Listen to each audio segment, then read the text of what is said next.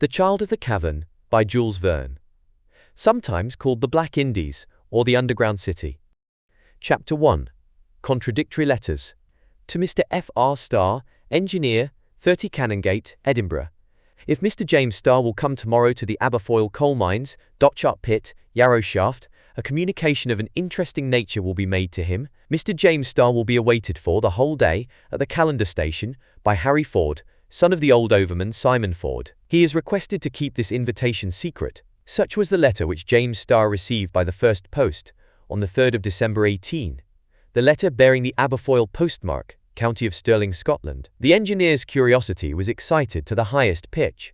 It never occurred to him to doubt whether this letter might not be a hoax. For many years he had known Simon Ford, one of the former foremen of the Aberfoyle mines, of which he, James Starr, had for 20 years been the manager, or, as he would be termed in English coal mines, the viewer.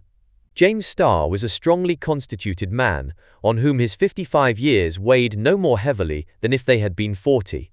He belonged to an old Edinburgh family, and was one of its most distinguished members. His labours did credit to the body of engineers who are gradually devouring the carboniferous subsoil of the United Kingdom, as much at Cardiff and Newcastle as in the southern counties of Scotland. However, it was more particularly in the depths of the mysterious mines of Aberfoyle, which border on the Alloa mines and occupy part of the county of Stirling, that the name of Starr had acquired the greatest renown. There, the greater part of his existence had been passed.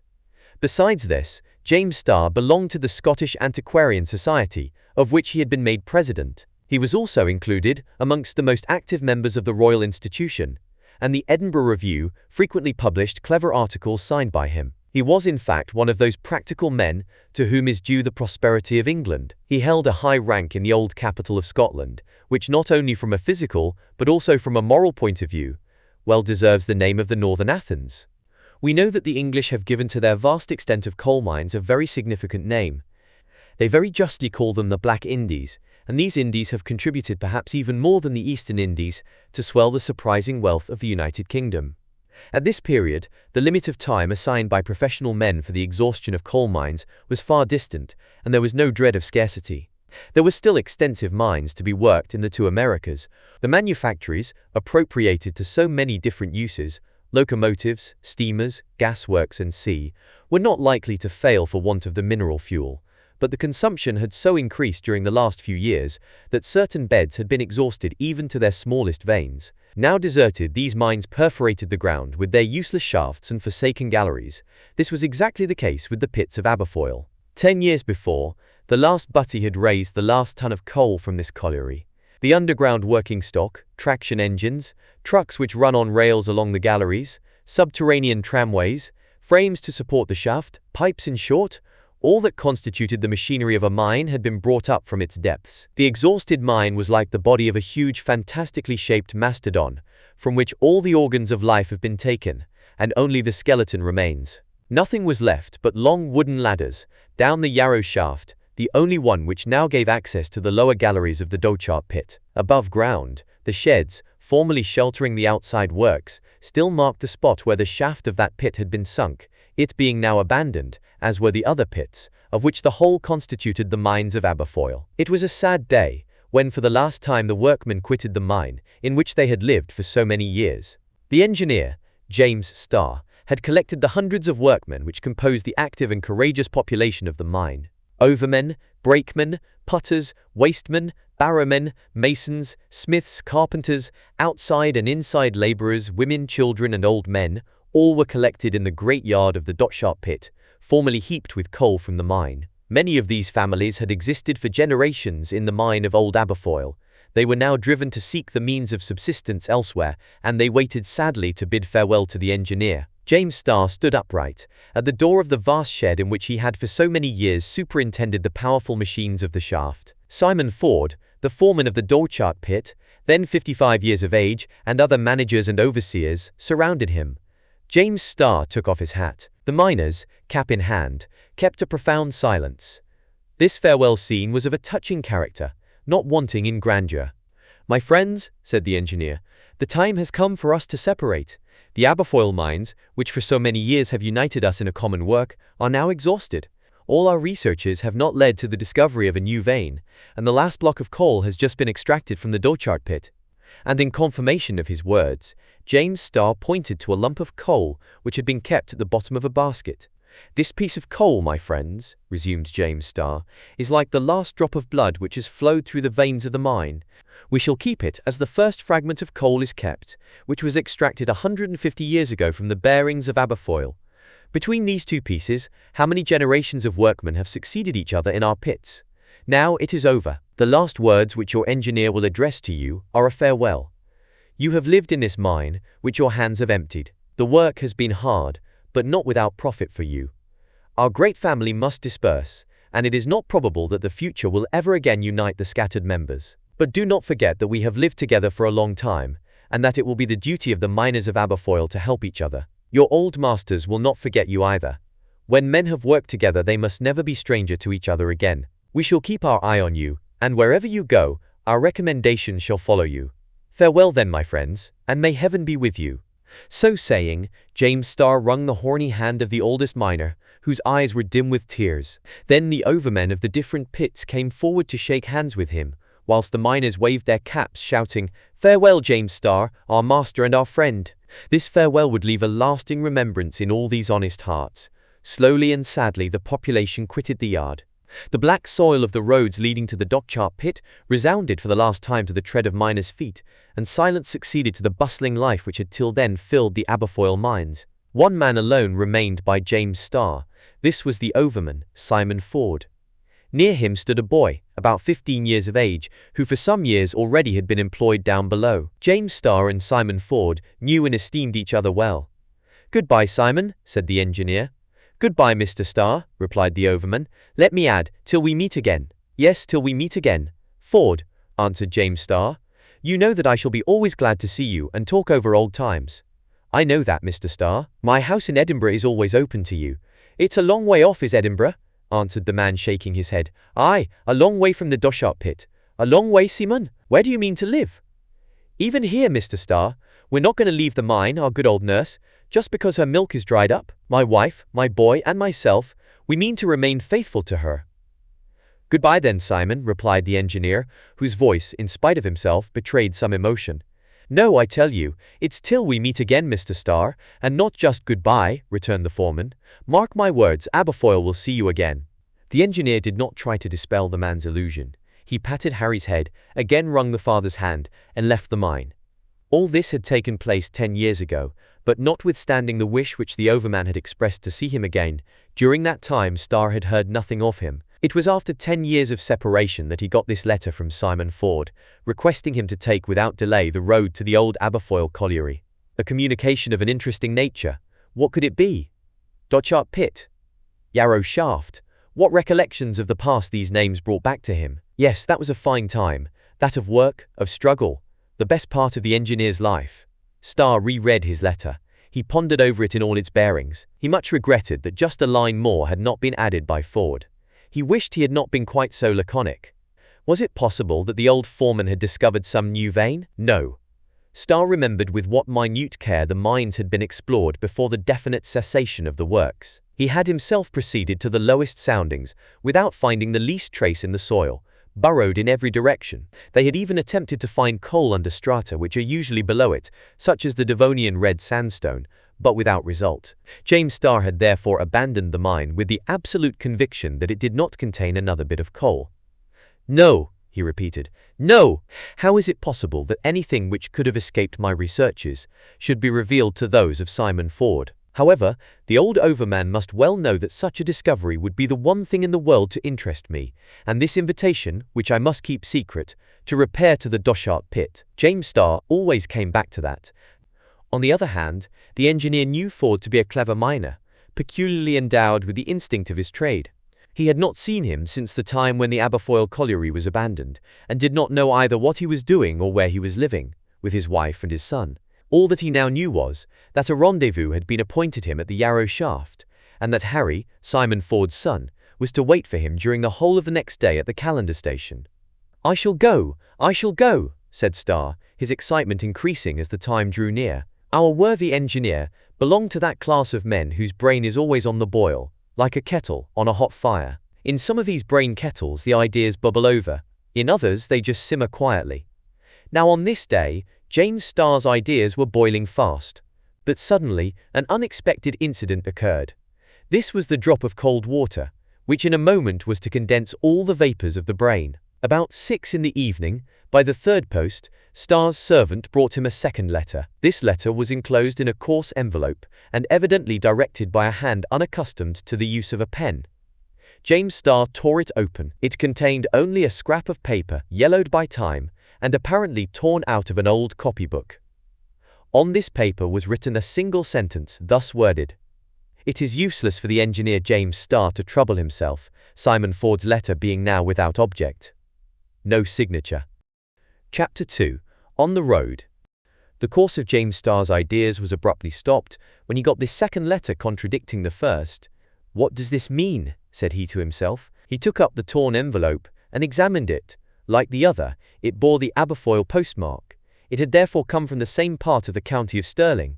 The old miner had evidently not written it. But, no less evidently, the author of this second letter knew the overman's secret, since it expressly contradicted the invitation to the engineer to go to the Yarrow shaft. Was it really true that the first communication was now without object? Did someone wish to prevent James Starr from troubling himself either uselessly or otherwise? Might there not be rather a malevolent intention to thwart Ford's plans? This was the conclusion at which James Starr arrived, after mature reflection. The contradiction which existed between the two letters only wrought in him a more keen desire to visit the Dochart pit. And besides, if after all it was a hoax, it was well worthwhile to prove it. Starr also thought it wiser to give more credence to the first letter than to the second. That is to say, to the request of such a man as Simon Ford, rather than to the warning of his anonymous contradictor. "Indeed," said he, "the fact of anyone endeavoring to influence my resolution shows that Ford's communication must be of great importance. Tomorrow, at the appointed time, I shall be at the rendezvous." In the evening, Starr made his preparations for departure. As it might happen that his absence would be prolonged for some days, he wrote to Sir W. Elphiston, President of the Royal Institution, that he should be unable to be present at the next meeting of the Society. He also wrote to excuse himself from 2 or 3 engagements which he had made for the week. Then, having ordered his servant to pack a travelling bag, he went to bed, more excited than the affair perhaps warranted. The next day, at 5 o'clock, James Starr jumped out of bed, dressed himself warmly, for a cold rain was falling, and left his house in the Canongate to go to Granton Pier to catch the steamer, which in 3 hours would take him up the Forth as far as Stirling. For the first time in his life, perhaps, in passing along the Canongate, he did not turn to look at Holyrood, the palace of the former sovereigns of Scotland. He did not notice the sentinels who stood before its gateways, dressed in the uniform of their Highland regiment, tartan kilt, plaid and sporran complete. His whole thought was to reach Callander, where Harry Ford was supposedly awaiting him. The better to understand this narrative, it will be as well to hear a few words on the origin of coal. During the geological epoch, when the terrestrial spheroid was still in course of formation, a thick atmosphere surrounded it, saturated with watery vapors, and copiously impregnated with carbonic acid. The vapors gradually condensed in diluvial rains, which fell as if they had leapt from the necks of thousands of millions of seltzer water bottles. This liquid, loaded with carbonic acid, rushed in torrents over a deep soft soil, subject to sudden or slow alterations of form, and maintained in its semi-fluid state as much by the heat of the sun as by the fires of the interior mass. The internal heat had not as yet been collected in the center of the globe. The terrestrial crust, thin and incompletely hardened, allowed it to spread through its pores. This caused a peculiar form of vegetation, such as is probably produced on the surface of the inferior planets, Venus or Mercury, which revolve nearer than our Earth around the radiant sun of our system. The soil of the continents was covered with immense forests. Carbonic acid, so suitable for the development of the vegetable kingdom, abounded. The feet of these trees were drowned in a sort of immense lagoon, kept continually full by currents of fresh and salt waters. They eagerly assimilated to themselves the carbon which they, little by little, extracted from the atmosphere, as yet unfit for the function of life, and it may be said that they were destined to store it, in the form of coal, in the very bowels of the earth. It was the earthquake period, caused by internal convulsions, which suddenly modified the unsettled features of the terrestrial surface. Here, an intumescence which was to become a mountain; there, an abyss which was to be filled with an ocean or a sea; there, whole forests sunk through the earth's crust, below the unfixed strata, either until they found a resting place, such as the primitive bed of granitic rock, or, settling together in a heap, they formed a solid mass. As the waters were contained in no bed and were spread over every part of the globe, they rushed where they liked, tearing from the scarcely formed rocks material with which to compose schists, sandstones and limestones. This the roving waves bore over the submerged and now peaty forests, and deposited above them the elements of rocks which were to superpose the coal strata.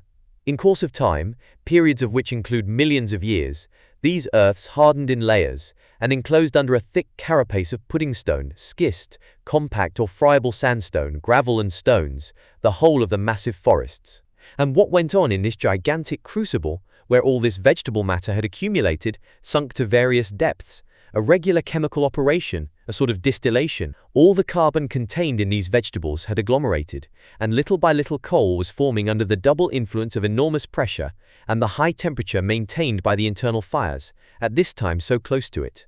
Thus there was one kingdom substituted for another in this slow but irresistible reaction. The vegetable was transformed into a mineral. Plants which had lived the vegetative life in all the vigor of first creation became petrified. Some of the substances enclosed in this vast herbal left their impression on the other more rapidly mineralized products, which pressed them as an hydraulic press of incalculable power would have done. Thus also shells, zoophytes, starfish, polypi, spiriphores, even fish and lizards brought by the water, left on the yet soft coal their exact likeness, admirably taken off. Pressure seems to have played a considerable part in the formation of carboniferous strata. In fact, it is to its degree of power that are due the different sorts of coal of which industry makes use. Thus, in the lowest layers of the coal ground appears the anthracite, which, being almost destitute of volatile matter, contains the greatest quantity of carbon. In the higher beds are found, on the contrary, lignite and fossil wood, substances in which the quantity of carbon is infinitely less. Between these two beds, according to the degree of pressure to which they have been subjected, are found veins of graphite and rich or poor coal. It may be asserted that it is for want of sufficient pressure that beds of peaty bog have not been completely changed into coal. So then, the origin of coal mines, in whatever part of the globe they have been discovered, is this: the absorption through the terrestrial crust of the great forests of the geological period. Then, the mineralization of the vegetables obtained in the course of time, under the influence of pressure and heat, and under the action of carbonic acid. Now, at the time when the events related in this story took place, some of the most important mines of the Scottish coal beds had been exhausted by too rapid working. In the region which extends between Edinburgh and Glasgow, for a distance of 10 or 12 miles, lay the Aberfoyle colliery, of which the engineer, James Starr, had so long directed the works. For 10 years, these mines had been abandoned. No new seams had been discovered, although the soundings had been carried to a depth of 1,500 or even of 2,000 feet, and when James Starr had retired, it was with the full conviction that even the smallest vein had been completely exhausted. Under these circumstances, it was plain that the discovery of a new seam of coal would be an important event. Could Simon Ford's communication relate to a fact of this nature? This question James Starr could not cease asking himself. Was he called to make conquest of another corner of these rich treasure fields? Fain would he hope it was so. The second letter had for an instant checked his speculations on this subject, but now he thought of that letter no longer. Besides, the son of the old overman was there, waiting at the appointed rendezvous. The anonymous letter was therefore worth nothing. The moment the engineer set foot on the platform at the end of his journey, the young man advanced towards him. "Are you Harry Ford?" asked the engineer quickly. "Yes, Mr. Starr." "I should not have known you, my lad. Of course in 10 years you have become a man." "I knew you directly, sir," replied the young miner, cap in hand. "You have not changed. You look just as you did when you bade us goodbye in the Dochart pit. I haven't forgotten that day." "Put on your cap, Harry," said the engineer. "It's pouring, and politeness needn't make you catch cold." "Shall we take shelter anywhere, Mr. Starr?" asked young Ford. "No, Harry. The weather is settled. It will rain all day, and I am in a hurry. Let us go on." "I am at your orders," replied Harry. "Tell me, Harry, is your father well?" "Very well, Mr. Starr." "And your mother?" "She is well too." "Was it your father who wrote telling me to come to the Yarrow shaft?" "No, it was I." "Then did Simon Ford send me a second letter to contradict the first?" asked the engineer quickly. "No, Mr. Starr," answered the young miner. "Very well," said Starr, without speaking of the anonymous letter. Then, continuing, "And can you tell me what your father wants with me?" "Mr. Starr, my father wishes to tell you himself." "But you know what it is?" "I do, sir." Well, Harry, I will not ask you more, but let us get on, for I am anxious to see Simon Ford. By the by, where does he live? In the mine. What? In the Dochart pit? Yes, Mr. Starr, replied Harry. Really? Has your family never left the old mine since the cessation of the works? Not a day, Mr. Starr. You know my father. It is there he was born. It is there he means to die. I can understand that, Harry. I can understand that. His native mine. He did not like to abandon it. And are you happy there? Yes, Mr. Starr, replied the young miner, for we love one another, and we have but few wants. Well, Harry, said the engineer, lead the way. And walking rapidly through the streets of Callander, in a few minutes they had left the town behind them. Chapter 3. The Dochart Pit. Harry Ford was a fine, strapping fellow of 25. His grave looks, his habitually passive expression, had from childhood been noticed among his comrades in the mine.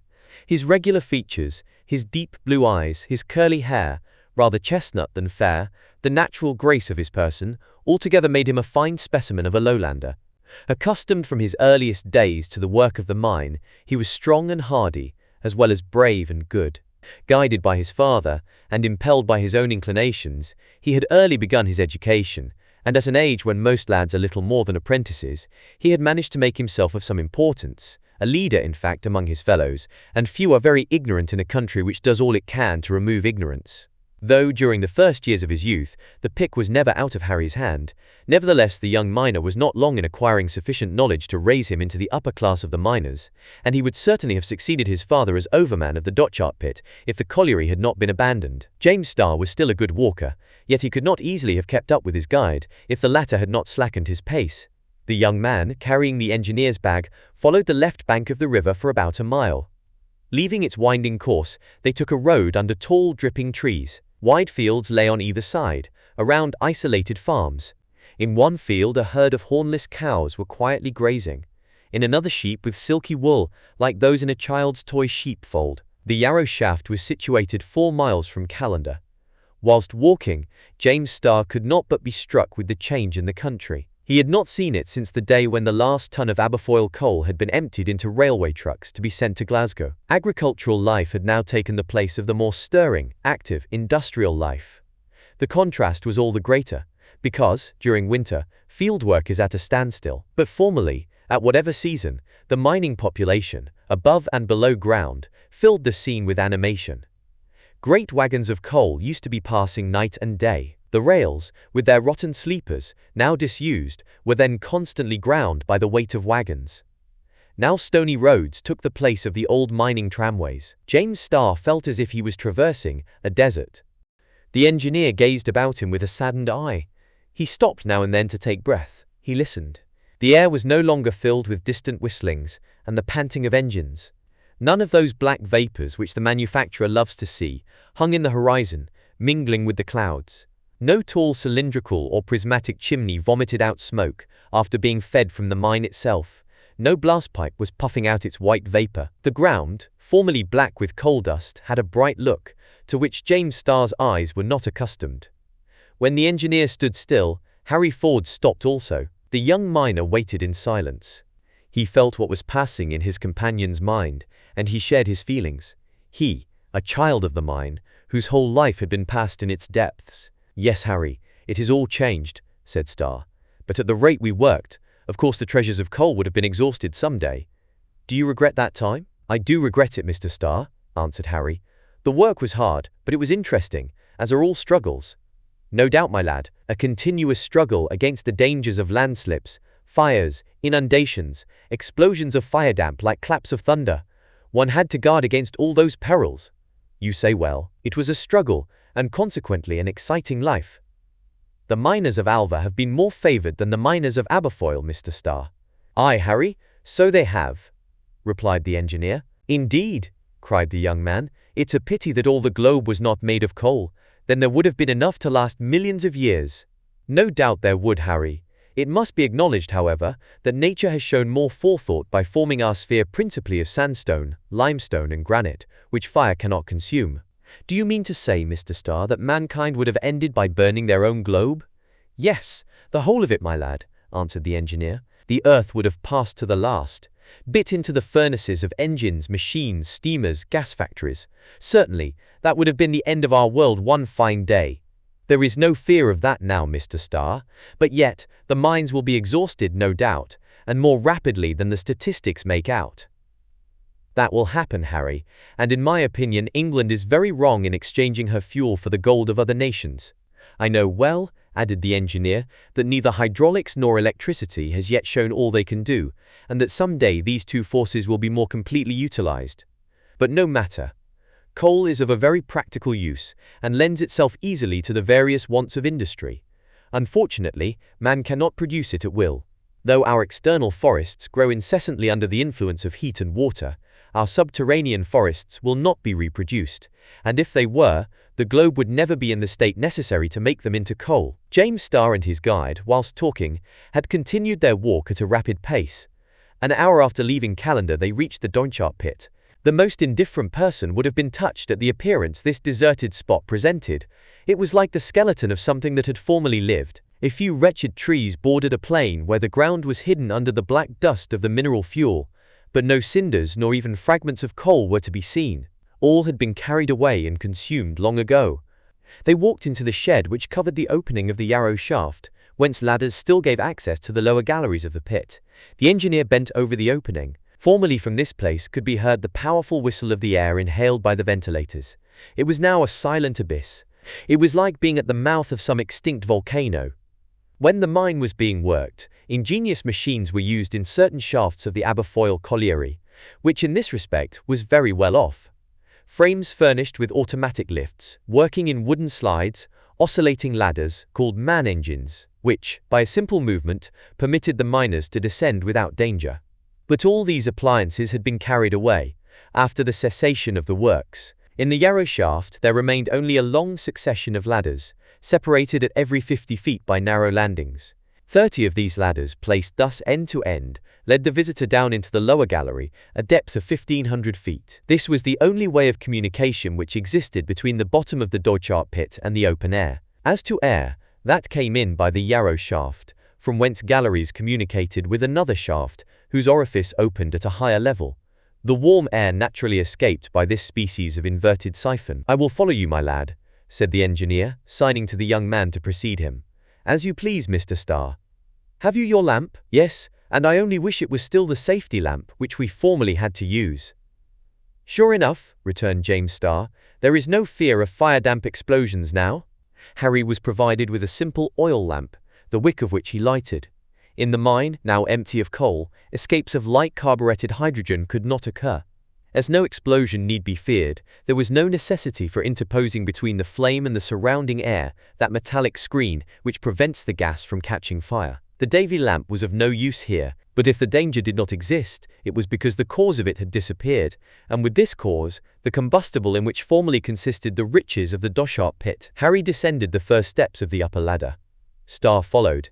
They soon found themselves in a profound obscurity, which was only relieved by the glimmer of the lamp. The young man held it above his head, the better to light his companion. A dozen ladders were descended by the engineer and his guide, with the measured step habitual to the miner. They were all still in good condition. James Starr examined, as well as the insufficient light would permit, the sides of the dark shaft, which were covered by a partly rotten lining of wood. Arrived at the 15th landing, that is to say halfway down, they halted for a few minutes. "Decidedly I have not your legs, my lad," said the engineer, panting. "You are very stout, Mr. Starr," replied Harry, "and it's something too, you see, to live all one's life in the mine."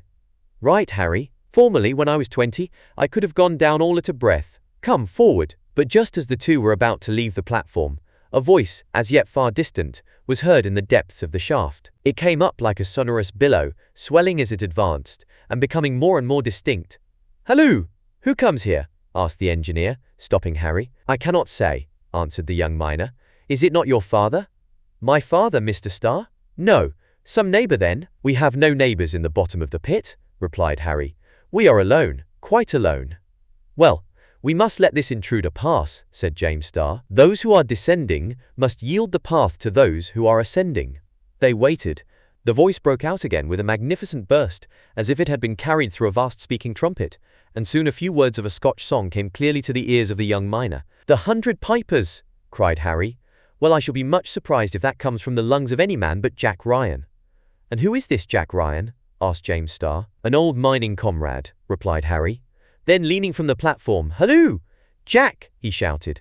"Is that you, Harry?" was the reply. "Wait a bit, I'm coming." And the song broke forth again.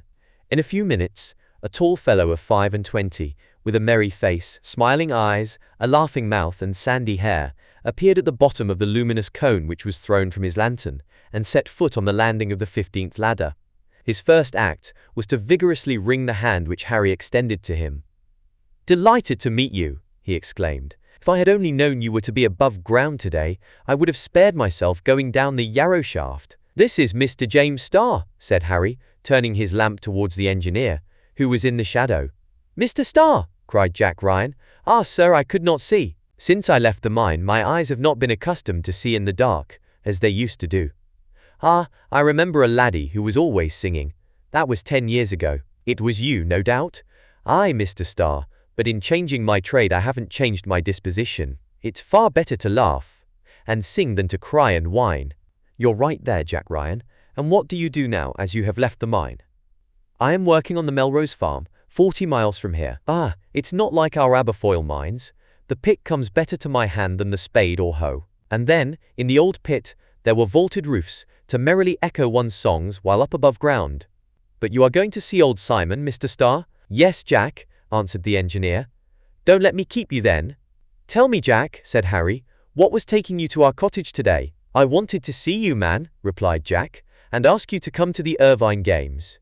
You know I am the piper of the place. There will be dancing and singing." "Thank you, Jack, but it's impossible." "Impossible?" "Yes, Mr. Starr's visit will last some time, and I must take him back to Calendar." "Well, Harry, it won't be for a week yet.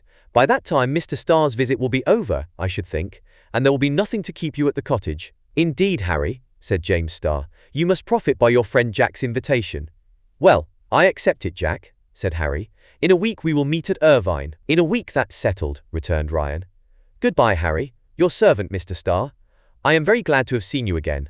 I can give news of you to all my friends." "No one has forgotten you, sir." "And I have forgotten no one," said Starr. "Thanks for all, sir," replied Jack. "Goodbye, Jack," said Harry, shaking his hand. And Jack Ryan, singing as he went, soon disappeared in the heights of the shaft, dimly lighted by his lamp. A quarter of an hour afterwards, James Starr and Harry descended the last ladder, and set foot on the lowest floor of the pit. From the bottom of the Yarrow shaft radiated numerous empty galleries. They ran through the wall of schist and sandstone, some shored up with great, roughly hewn beams, others lined with a thick casing of wood.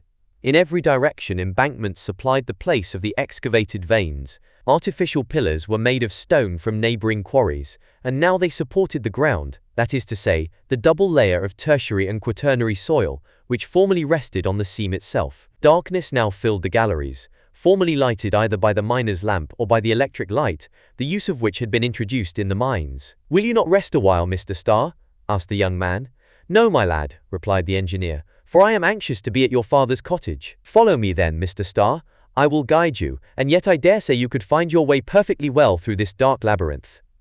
"Yes, indeed. I have the whole plan of the old pit still in my head."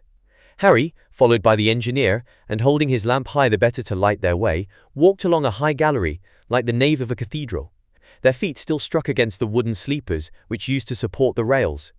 They had not gone more than 50 paces, when a huge stone fell at the feet of James Starr. "Take care, Mr. Starr!" cried Harry, seizing the engineer by the arm. "A stone, Harry? Ah, these old vaultings are no longer quite secure, of course, and—" "Mr. Starr," said Harry Ford, "it seems to me that stone was thrown as by the hand of man." "Thrown!" exclaimed James Starr. "What do you mean, lad?" "Nothing, Mr. Starr," replied Harry evasively, his anxious gaze endeavoring to pierce the darkness. "Let us go on. Take my arm, sir, and don't be afraid of making a false step." "Here I am, Harry," and they both advanced, whilst Harry looked on every side, throwing the light of his lamp into all the corners of the gallery. "Shall we soon be there?" asked the engineer. "In 10 minutes at most." "Good." "But," muttered Harry, "that was a most singular thing. It is the first time such an accident has happened to me. That stone falling just at the moment we were passing. Harry, it was a mere chance." "Chance," replied the young man, shaking his head. "Yes, chance." He stopped and listened. "What is the matter, Harry?" asked the engineer. "I thought I heard someone walking behind us," replied the young miner, listening more attentively. Then he added, "No, I must have been mistaken. Lean harder on my arm, Mr. Starr. Use me like a staff." "A good solid staff, Harry," answered James Starr. "I could not wish for a better than a fine fellow like you." They continued in silence along the dark nave. Harry was evidently preoccupied, and frequently turned, trying to catch either some distant noise or remote glimmer of light. But behind and before, all was silence and darkness. Chapter 4. The Ford Family. 10 minutes afterwards, James Starr and Harry issued from the principal gallery. They were now standing in a glade, if we may use this word, to designate a vast and dark excavation. The place, however, was not entirely deprived of daylight. A few rays straggled in through the opening of a deserted shaft. It was by means of this pipe that ventilation was established in the Doricharp pit. Owing to its lesser density, the warm air was drawn towards the Yarrow shaft. Both air and light, therefore, penetrated in some measure into the glade. Here Simon Ford had lived with his family 10 years, in a subterranean dwelling, hollowed out in the schistous mass, where formerly stood the powerful engines which worked the mechanical traction of the Doricharp pit. Such was the habitation, his cottage as he called it, in which resided the old overman. As he had some means saved during a long life of toil, Ford could have afforded to live in the light of day, among trees, or in any town of the kingdom he chose, but he and his wife and son preferred remaining in the mine, where they were happy together, having the same opinions, ideas and tastes. Yes, they were quite fond of their cottage, buried 1,500 feet below Scottish soil. Among other advantages, there was no fear that tax gatherers or rent collectors would ever come to trouble its inhabitants. At this period, Simon Ford, the former overman of the Doricharp pit, bore the weight of 65 years well. Tall, robust, well-built, he would have been regarded as one of the most conspicuous men in the district, which supplies so many fine fellows to the Highland regiments. Simon Ford was descended from an old mining family, and his ancestors had worked the very first carboniferous seams opened in Scotland. Without discussing whether or not the Greeks and Romans made use of coal, whether the Chinese worked coal mines before the Christian era, whether the French word for coal, huile, is really derived from the farrier Huillos, who lived in Belgium in the 12th century, we may affirm that the beds in Great Britain were the first ever regularly worked. So early as the 11th century, William the Conqueror divided the produce of the Newcastle bed among his companions in arms. At the end of the 13th century, a license for the mining of sea coal was granted by Henry III. Lastly, towards the end of the same century, mention is made of the Scotch and Welsh beds. It was about this time that Simon Ford's ancestors penetrated into the bowels of Caledonian earth, and lived there ever after, from father to son. They were but plain miners. They labored like convicts at the work of extracting the precious combustible. It is even believed that the coal miners, like the salt makers of that period, were actual slaves. However that might have been, Simon Ford was proud of belonging to this ancient family of Scotch miners. He had worked diligently in the same place where his ancestors had wielded the pick, the crowbar, and the mattock. At 30 he was overman of the Doricharp pit, the most important in the Aberfoyle colliery. He was devoted to his trade. During long years he zealously performed his duty.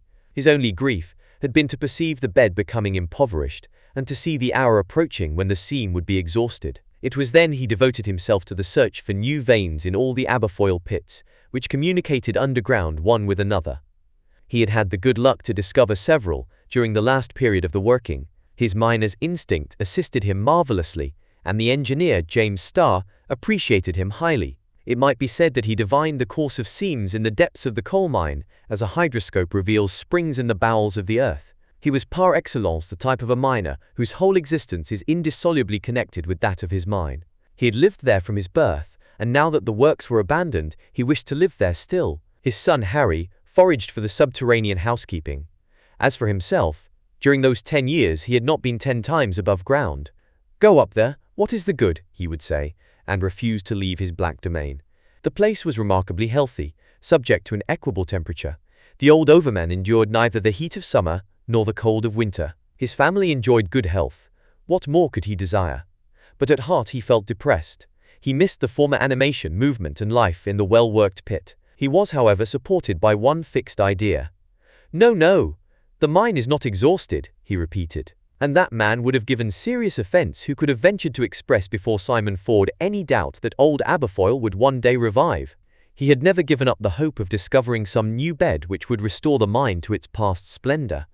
Yes, he would willingly, had it been necessary, have resumed the miner's pick, and with his still stout arms vigorously attacked the rock. He went through the dark galleries, sometimes alone, sometimes with his son, examining, searching for signs of coal, only to return each day, wearied but not in despair, to the cottage. Madge, Simon's faithful companion, his goodwife, to use the Scotch term, was a tall, strong, comely woman. Madge had no wish to leave the Dochart pit any more than had her husband.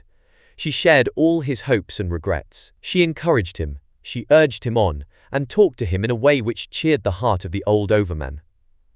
"Aberfoyle is only asleep," she would say. "You are right about that, Simon. This is but a rest, it is not death." Madge, as well as the others, was perfectly satisfied to live independent of the outer world, and was the center of the happiness enjoyed by the little family in their dark cottage. The engineer was eagerly expected. Simon Ford was standing at his door, and as soon as Harry's lamp announced the arrival of his former viewer, he advanced to meet him. "Welcome, Mr. Starr," he exclaimed, his voice echoing under the roof of schist. "Welcome to the old overman's cottage. Though it is buried 1,500 feet under the earth, our house is not the less hospitable." "And how are you, good Simon?" asked James Starr, grasping the hand which his host held out to him. "Very well, Mr. Starr. How could I be otherwise here, sheltered from the inclemencies of the weather? Your ladies who go to New Haven or Portobello in the summertime would do much better to pass a few months in the coal mine of Aberfoyle. They would run no risk here of catching a heavy cold, as they do in the damp streets of the old capital." "I'm not the man to contradict you, Simon," answered James Starr, glad to find the old man just as he used to be. "Indeed, I wonder why I do not change my home in the Canongate for a cottage near you." "And why not, Mr. Starr? I know one of your old miners who would be truly pleased to have only a partition wall between you and him." "And how is Madge?" asked the engineer. "The good wife is in better health than I am, if that's possible," replied Ford, "and it will be a pleasure to her to see you at her table. I think she will surpass herself to do you honor." "We shall see that, Simon, we shall see that," said the engineer, to whom the announcement of a good breakfast could not be indifferent, after his long walk. "Are you hungry, Mr. Starr?" "Ravenously hungry. My journey has given me an appetite. I came through horrible weather." "Ah, it is raining up there," responded Simon Ford. "Yes, Simon, and the waters of the Forth are as rough as the sea." "Well, Mr. Starr, here it never rains, but I needn't describe to you all the advantages, which you know as well as myself.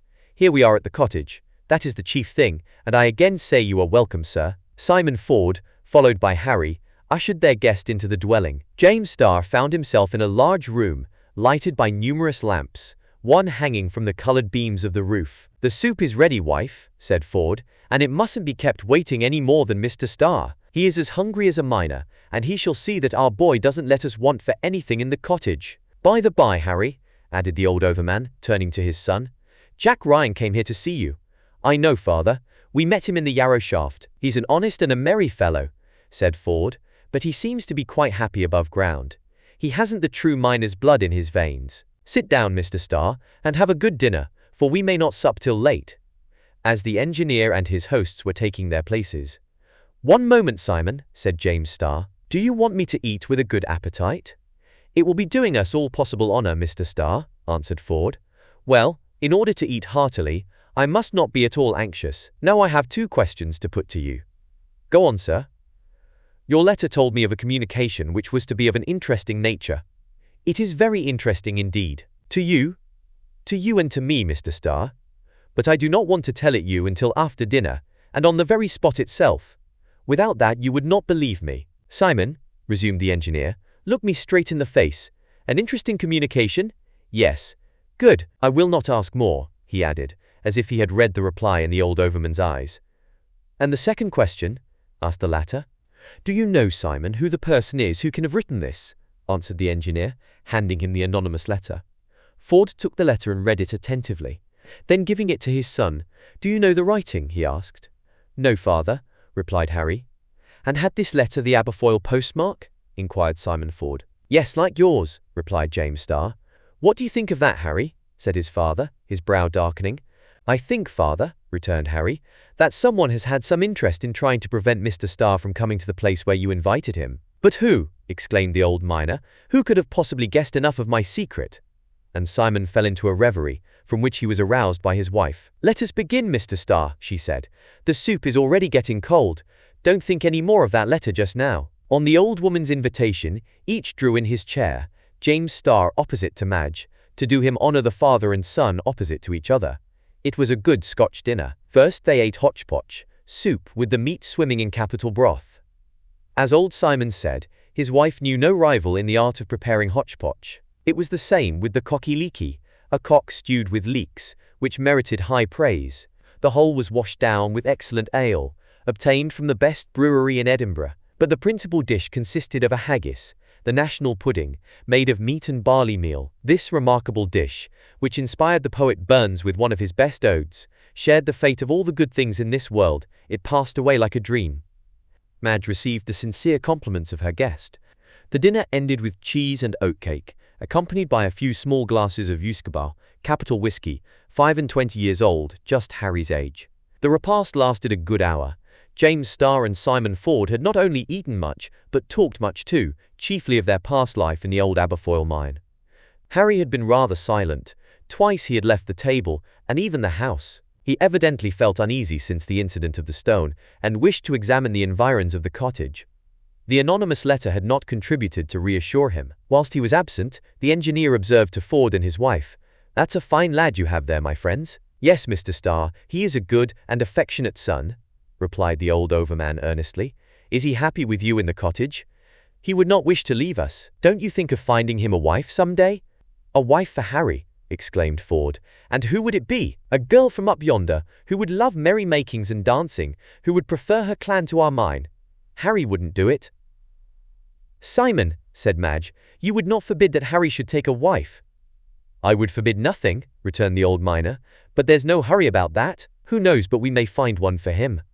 Harry re-entered at that moment, and Simon Ford was silent. When Madge rose from the table, all followed her example, and seated themselves at the door of the cottage. "Well, Simon," said the engineer, "I am ready to hear you." "Mr. Starr," responded Ford, "I do not need your ears but your legs. Are you quite rested?" "Quite rested and quite refreshed, Simon. I am ready to go with you wherever you like." "Harry," said Simon Ford, turning to his son, "light our safety lamps." "Are you going to take safety lamps?" exclaimed James Starr in amazement, knowing that there was no fear of explosions of fire damp in a pit quite empty of coal. "Yes, Mr. Starr, it will be prudent." "My good Simon, won't you propose next to put me in a miner's dress?" "Not just yet, sir, not just yet," returned the old overman, his deep-set eyes gleaming strangely.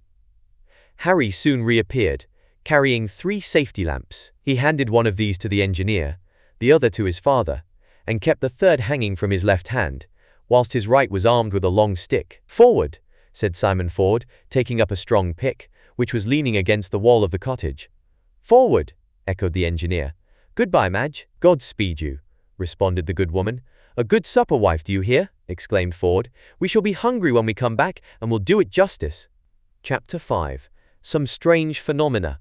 Many superstitious beliefs exist both in the Highlands and Lowlands of Scotland. Of course, the mining population must furnish its contingent of legends and fables to this mythological repertory. If the fields are peopled with imaginary beings, either good or bad, with much more reason must the dark mines be haunted to their lowest depths. Who shakes the seam during tempestuous nights? Who puts the miners on the track of an as yet unworked vein? Who lights the fire damp and presides over the terrible explosions? Who but some spirit of the mine? This, at least, was the opinion commonly spread among the superstitious Scotch. In the first rank of the believers in the supernatural in the Dochart pit figured Jack Ryan, Harry's friend. He was the great partisan of all these superstitions. All these wild stories were turned by him into songs, which earned him great applause in the winter evenings. But Jack Ryan was not alone in his belief. His comrades affirmed, no less strongly, that the Aberfoyle pits were haunted, and that certain strange beings were seen there frequently, just as in the Highlands. To hear them talk, it would have been more extraordinary if nothing of the kind appeared. Could there indeed be a better place than a dark and deep coal mine for the freaks of fairies, elves, goblins, and other actors in the fantastical dramas? The scenery was all ready. Why should not the supernatural personages come there to play their parts? So reasoned Jack Ryan and his comrades in the Aberfoyle mines. We have said that the different pits communicated with each other by means of long subterranean galleries. Thus, there existed beneath the county of Stirling a vast tract, full of burrows, tunnels, bored with caves, and perforated with shafts, a subterranean labyrinth, which might be compared to an enormous anthill. Miners, though belonging to different pits, often met, when going to or returning from their work. Consequently, there was a constant opportunity of exchanging talk and circulating the stories which had their origin in the mine, from one pit to another. These accounts were transmitted with marvelous rapidity, passing from mouth to mouth and gaining in wonder as they went. Two men, however, better educated and with more practical minds than the rest, had always resisted this temptation. They in no degree believed in the intervention of spirits, elves, or goblins. These two were Simon Ford and his son, and they proved it by continuing to inhabit the dismal crypt after the desertion of the Donchart pit. Perhaps Goodmadge, like every Highland woman, had some leaning towards the supernatural, but she had to repeat all these stories to herself, and so she did, most conscientiously, so as not to let the old traditions be lost. Even had Simon and Harry Ford been as credulous as their companions, they would not have abandoned the mine to the imps and fairies. For 10 years, without missing a single day, obstinate and immovable in their convictions, the father and son took their picks, their sticks, and their lamps. They went about searching, sounding the rock with a sharp blow, listening if it would return a favorable sound. So long as the soundings had not been pushed to the granite of the primary formation, the Fords were agreed that the search, unsuccessful today, might succeed tomorrow, and that it ought to be resumed. They spent their whole life in endeavoring to bring Aberfoyle back to its former prosperity. If the father died before the hour of success, the son was to go on with the task alone. It was during these excursions that Harry was more particularly struck by certain phenomena, which he vainly sought to explain. Several times, while walking along some narrow cross-alley, he seemed to hear sounds similar to those which would be produced by violent blows of a pickaxe against the wall. Harry hastened to seek the cause of this mysterious work. The tunnel was empty. The light from the young miner's lamp, thrown on the wall, revealed no trace of any recent work with pick or crowbar. Harry would then ask himself if it was not the effect of some acoustic illusion, or some strange and fantastic echo. At other times, on suddenly throwing a bright light into a suspicious-looking cleft in the rock, he thought he saw a shadow. He rushed forward. Nothing, and there was no opening to permit a human being to evade his pursuit. Twice in 1 month Harry, whilst visiting the west end of the pit, distinctly heard distant reports, as if some miner had exploded a charge of dynamite. The second time, after many careful researches, he found that a pillar had just been blown up. By the light of his lamp, Harry carefully examined the place attacked by the explosion. It had not been made in a simple embankment of stones, but in a mass of schist, which had penetrated to this depth in the coal stratum. Had the object of the explosion been to discover a new vein, or had someone wished simply to destroy this portion of the mine?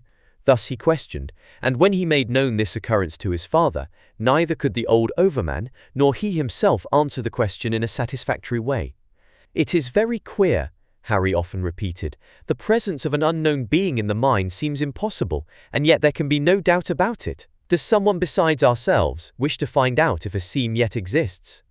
Or, rather, has he attempted to destroy what remains of the Aberfoyle mines? But for what reason? I will find that out, if it should cost me my life." A fortnight before the day on which Harry Ford guided the engineer through the labyrinth of the Donchart pit, he had been on the point of attaining the object of his search. He was going over the southwest end of the mine, with a large lantern in his hand. All at once, it seemed to him that a light was suddenly extinguished, some 100 feet before him, at the end of a narrow passage cut obliquely through the rock. He darted forward. His search was in vain. As Harry would not admit a supernatural explanation for a physical occurrence, he concluded that certainly some strange being prowled about in the pit. But whatever he could do, searching with the greatest care, scrutinizing every crevice in the gallery, he found nothing for his trouble. If Jack Ryan and the other superstitious fellows in the mine had seen these lights, they would, without fail, have called them supernatural. But Harry did not dream of doing so, nor did his father. And when they talked over these phenomena, evidently due to a physical cause, "My lad," the old man would say, "we must wait. It will all be explained some day." However, it must be observed that, hitherto, neither Harry nor his father had ever been exposed to any act of violence. If the stone which had fallen at the feet of James Starr had been thrown by the hand of some ill-disposed person, it was the first criminal act of that description.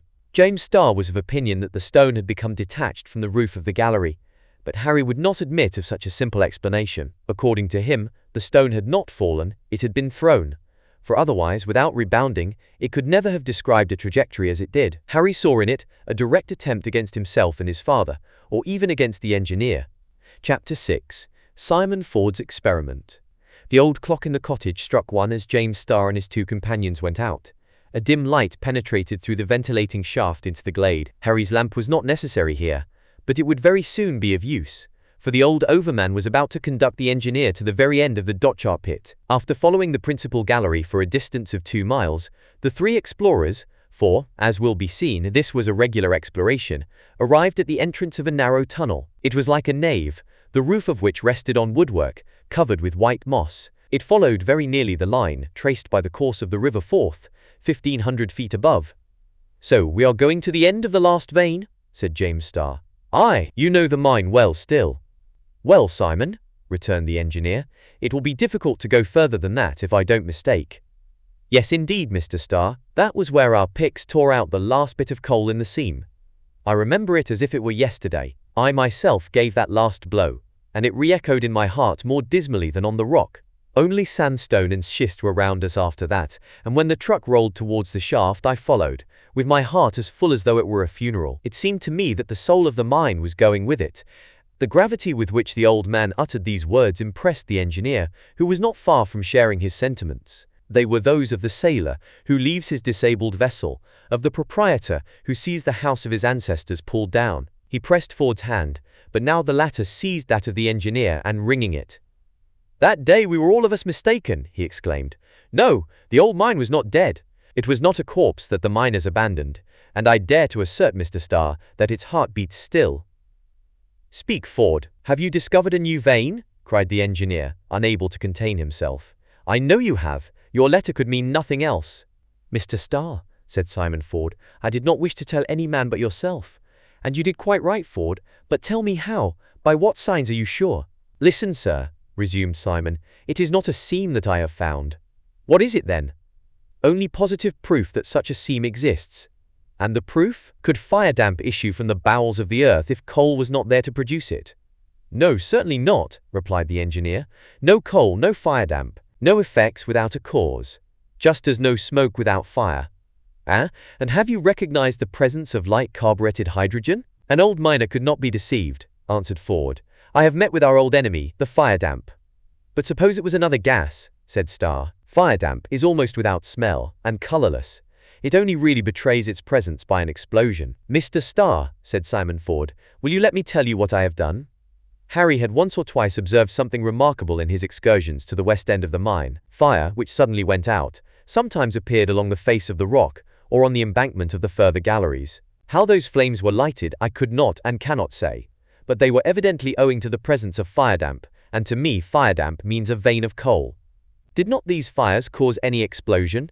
asked the engineer quickly. "Yes, little partial explosions," replied Ford, "such as I used to cause myself when I wished to ascertain the presence of fire damp. Do you remember how formerly it was the custom to try to prevent explosions before our good genius Humphrey Davy invented his safety lamp?" "Yes," replied James Starr. "You mean what the monk, as the men called him, used to do. But I have never seen him in the exercise of his duty." "Indeed, Mr. Starr, you are too young, in spite of your 55 years, to have seen that. But I, 10 years older, often saw the last monk working in the mine. He was called so because he wore a long robe like a monk. His proper name was the fireman. At that time there was no other means of destroying the bad gas, but by dispersing it in little explosions, before its buoyancy had collected it in too great quantities in the heights of the galleries. The monk, as we called him, with his face masked, his head muffled up, all his body tightly wrapped in a thick felt cloak, crawled along the ground. He could breathe down there, when the air was pure, and with his right hand he waved above his head a blazing torch. When the fire damp had accumulated in the air, so as to form a detonating mixture, the explosion occurred without being fatal, and, by often renewing this operation, catastrophes were prevented. Sometimes the monk was injured or killed in his work, then another took his place. This was done in all mines until the Davy lamp was universally adopted. But I knew the plan, and by its means I discovered the presence of fire damp and consequently that of a new seam of coal in the dockchart pit. All that the old overman had related of the so-called monk or fireman was perfectly true. The air in the galleries of mines was formerly always purified in the way described. Fire damp, marsh gas, or carburetted hydrogen is colorless, almost scentless. It burns with a blue flame and makes respiration impossible. The miner could not live in a place filled with this injurious gas, any more than one could live in a gasometer full of common gas. Moreover, Fire damp, as well as the latter, a mixture of inflammable gases, forms a detonating mixture as soon as the air unites with it in a proportion of 8, and perhaps even 5 to the 100. When this mixture is lighted by any cause, there is an explosion, almost always followed by a frightful catastrophe. As they walked on, Simon Ford told the engineer all that he had done to attain his object, how he was sure that the escape of fire damp took place at the very end of the farthest gallery in its western part, because he had provoked small and partial explosions, or rather little flames, enough to show the nature of the gas which escaped in a small jet, but with a continuous flow. An hour after leaving the cottage, James Starr and his 2 companions had gone a distance of 4 miles. The engineer, urged by anxiety and hope, walked on without noticing the length of the way. He pondered over all that the old miner had told him, and mentally weighed all the arguments which the latter had given in support of his belief. He agreed with him in thinking that the continued emission of carburetted hydrogen certainly showed the existence of a new coal seam. If it had been merely a sort of pocket, full of gas, as it is sometimes found amongst the rock, it would soon have been empty, and the phenomenon have ceased. But far from that. According to Simon Ford, the fire damp escaped incessantly, and from that fact the existence of an important vein might be considered certain. Consequently, the riches of the Donchartre pit were not entirely exhausted. The chief question now was whether this was merely a vein which would yield comparatively little, or a bed occupying a large extent. Harry, who preceded his father and the engineer, stopped. "Here we are," exclaimed the old miner. "At last, thank heaven you are here, Mr. Starr, and we shall soon know." The old overman's voice trembled slightly. "Be calm, my man," said the engineer. "I am as excited as you are, but we must not lose time." The gallery at this end of the pit widened into a sort of dark cave. No shaft had been pierced in this part, and the gallery, bored into the bowels of the earth, had no direct communication with the surface of the earth. James Starr, with intense interest, examined the place in which they were standing. On the walls of the cavern the marks of the pit could still be seen, and even holes in which the rock had been blasted, near the termination of the working. The schist was excessively hard, and it had not been necessary to bank up the end of the tunnel where the works had come to an end. There the vein had failed, between the schist and the tertiary sandstone. From this very place had been extracted the last piece of coal from the Donchartre pit. "We must attack the dike," said Ford, raising his pick, "for at the other side of the break, at more or less depth, we shall assuredly find the vein, the existence of which I assert." "And was it on the surface of these rocks that you found out the fire damp?" asked James Starr. "Just there, sir," returned Ford, "and I was able to light it only by bringing my lamp near to these cracks in the rock. Harry has done it as well as I." "At what height?" asked Starr. 10 feet from the ground," replied Harry.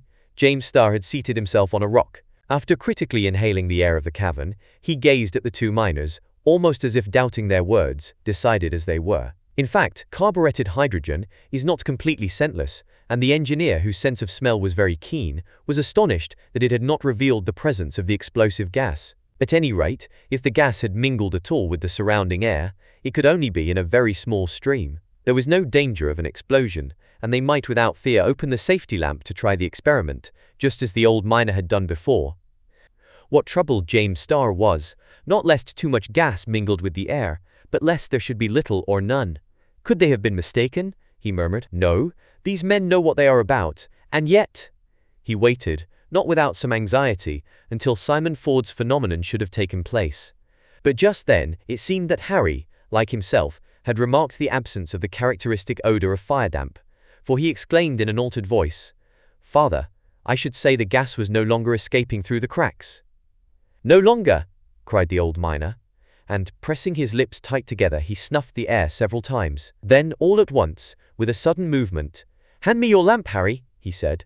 Ford took the lamp with a trembling hand. He drew off the wire gauze case which surrounded the wick, and the flame burned in the open air. As they had expected, there was no explosion, but, what was more serious, there was not even the slight crackling which indicates the presence of a small quantity of fire damp. Simon took the stick which Harry was holding, fixed his lamp to the end of it, and raised it high above his head, up to where the gas, by reason of its buoyancy, would naturally accumulate. The flame of the lamp, burning straight and clear, revealed no trace of the carburetted hydrogen. "Close to the wall," said the engineer. "Yes," responded Ford, carrying the lamp to that part of the wall at which he and his son had, the evening before, proved the escape of gas. The old miner's arm trembled whilst he tried to hoist the lamp up. "Take my place, Harry," said he, Harry took the stick and successively presented the lamp to the different fissures in the rock, but he shook his head, for of that slight crackling peculiar to escaping fire damp he heard nothing. There was no flame. Evidently not a particle of gas was escaping through the rock. "Nothing!" cried Ford, clenching his fist with a gesture rather of anger than disappointment. A cry escaped Harry. "What's the matter?" asked Starr quickly. "Someone has stopped up the cracks in the schist." "Is that true?" exclaimed the old miner. "Look, father." Harry was not mistaken. The obstruction of the fissures was clearly visible by the light of the lamp. It had been recently done with lime, leaving on the rock a long whitish mark, badly concealed with coal dust. "It's he!" exclaimed Harry. "It can only be he." "He?" repeated James Starr in amazement. "Yes," returned the young man, "that mysterious being who haunts our domain, for whom I have watched 100 times without being able to get at him. The author, we may now be certain, of that letter which was intended to hinder you from coming to see my father, Mr. Starr, and who finally threw that stone at us in the gallery of the Yarrow shaft. Ah, there's no doubt about it, there is a man's hand in all that." Harry spoke with such energy that conviction came instantly and fully to the engineer's mind. As to the old overman, he was already convinced. Besides, there they were in the presence of an undeniable fact, the stopping up of cracks through which gas had escaped freely the night before. "Take your pick, Harry," cried Ford. "Mount on my shoulders, my lad. I am still strong enough to bear you." The young man understood in an instant. His father propped himself up against the rock. Harry got upon his shoulders, so that with his pick he could reach the line of the fissure. Then, with quick sharp blows he attacked it. Almost directly afterwards, a slight sound was heard, like champagne escaping from a bottle, a sound commonly expressed by the word puff. Harry again seized his lamp, and held it to the opening. There was a slight report, and a little red flame, rather blue at its outline, flickered over the rock like a will-o'-the-wisp. Harry leaped to the ground, and the old overman, unable to contain his joy, grasped the engineer's hands, exclaiming, "Hurrah! Hurrah! Hurrah! Mr. Starr! The fire damp burns! The vein is there!" Chapter 7. New Aberfoyle. The old overman's experiment had succeeded. Fire damp, it is well known, is only generated in coal seams. Therefore the existence of a vein of precious combustible could no longer be doubted. As to its size and quality, that must be determined later. "Yes," thought James Starr, "behind that wall lies a carboniferous bed, undiscovered by our soundings. It is vexatious that all the apparatus of the mine, deserted for 10 years, must be set up anew. Never mind, we have found the vein which was thought to be exhausted, and this time it shall be worked to the end." "Well, Mr. Starr," asked Ford, "what do you think of our discovery? Was I wrong to trouble you? Are you sorry to have paid this visit to the Dochart pit?" "No, no, my old friend," answered Starr. "We have not lost our time, but we shall be losing it now if we do not return immediately to the cottage. Tomorrow we will come back here. We will blast this wall with dynamite. We will lay open the new vein, and after a series of soundings, if the seam appears to be large, I will form a new Aberfoyle company, to the great satisfaction of the old shareholders. Before 3 months have passed, the first corves full of coal will have been taken from the new vein." "Well said, sir," cried Simon Ford. "The old mine will grow young again, like a widow who remarries. The bustle of the old days will soon begin with the blows of the pick and mattock, blasts of powder, rumbling of wagons, neighing of horses, creaking of machines. I shall see it all again. I hope, Mr. Starr, that you will not think me too old to resume my duties of overman?" "No, Simon, no indeed. You wear better than I do, my old friend. And, sir, you shall be our viewer again. May the new working last for many years, and pray heaven I shall have the consolation of dying without seeing the end of it." The old miner was overflowing with joy. James Starr fully entered into it, but he let Ford rave for them both.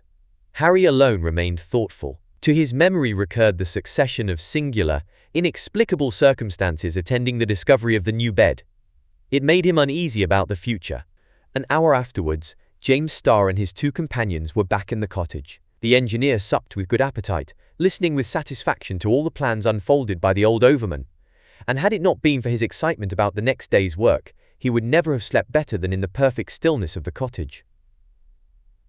The following day, after a substantial breakfast, James Starr, Simon Ford, Harry, and even Madge herself took the road already traversed the day before. All looked like regular miners. They carried different tools, and some dynamite with which to blast the rock. Harry, besides a large lantern, took a safety lamp, which would burn for 12 hours. It was more than was necessary for the journey there and back, including the time for the working.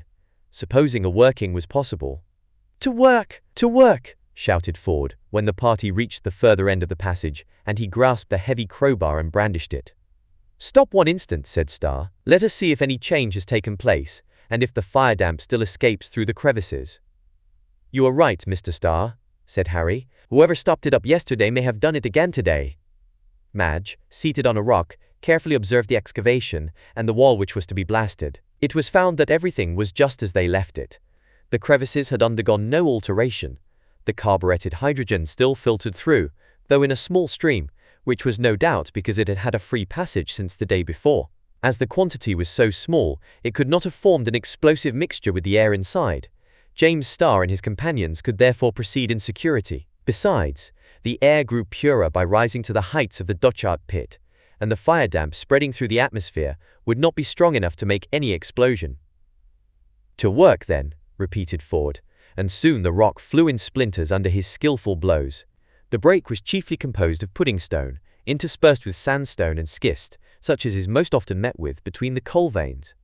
James Starr picked up some of the pieces and examined them carefully, hoping to discover some trace of coal. Starr having chosen the place where the holes were to be drilled, they were rapidly bored by Harry.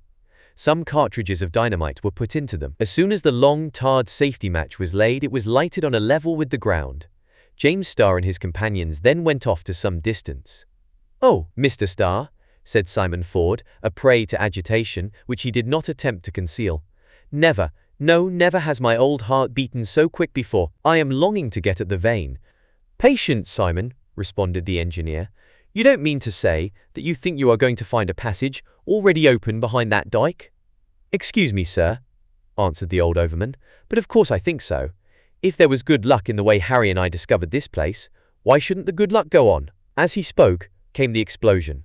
A sound as of thunder rolled through the labyrinth of subterranean galleries. Starr, Madge, Harry, and Simon Ford hastened towards the spot. "Mr. Starr! Mr. Starr!" shouted the overman. "Look, the door is broken open." Ford's comparison was justified by the appearance of an excavation, the depth of which could not be calculated. Harry was about to spring through the opening, but the engineer, though excessively surprised to find this cavity, held him back. "Allow time for the air in there to get pure," said he. "Yes, beware of the foul air," said Simon.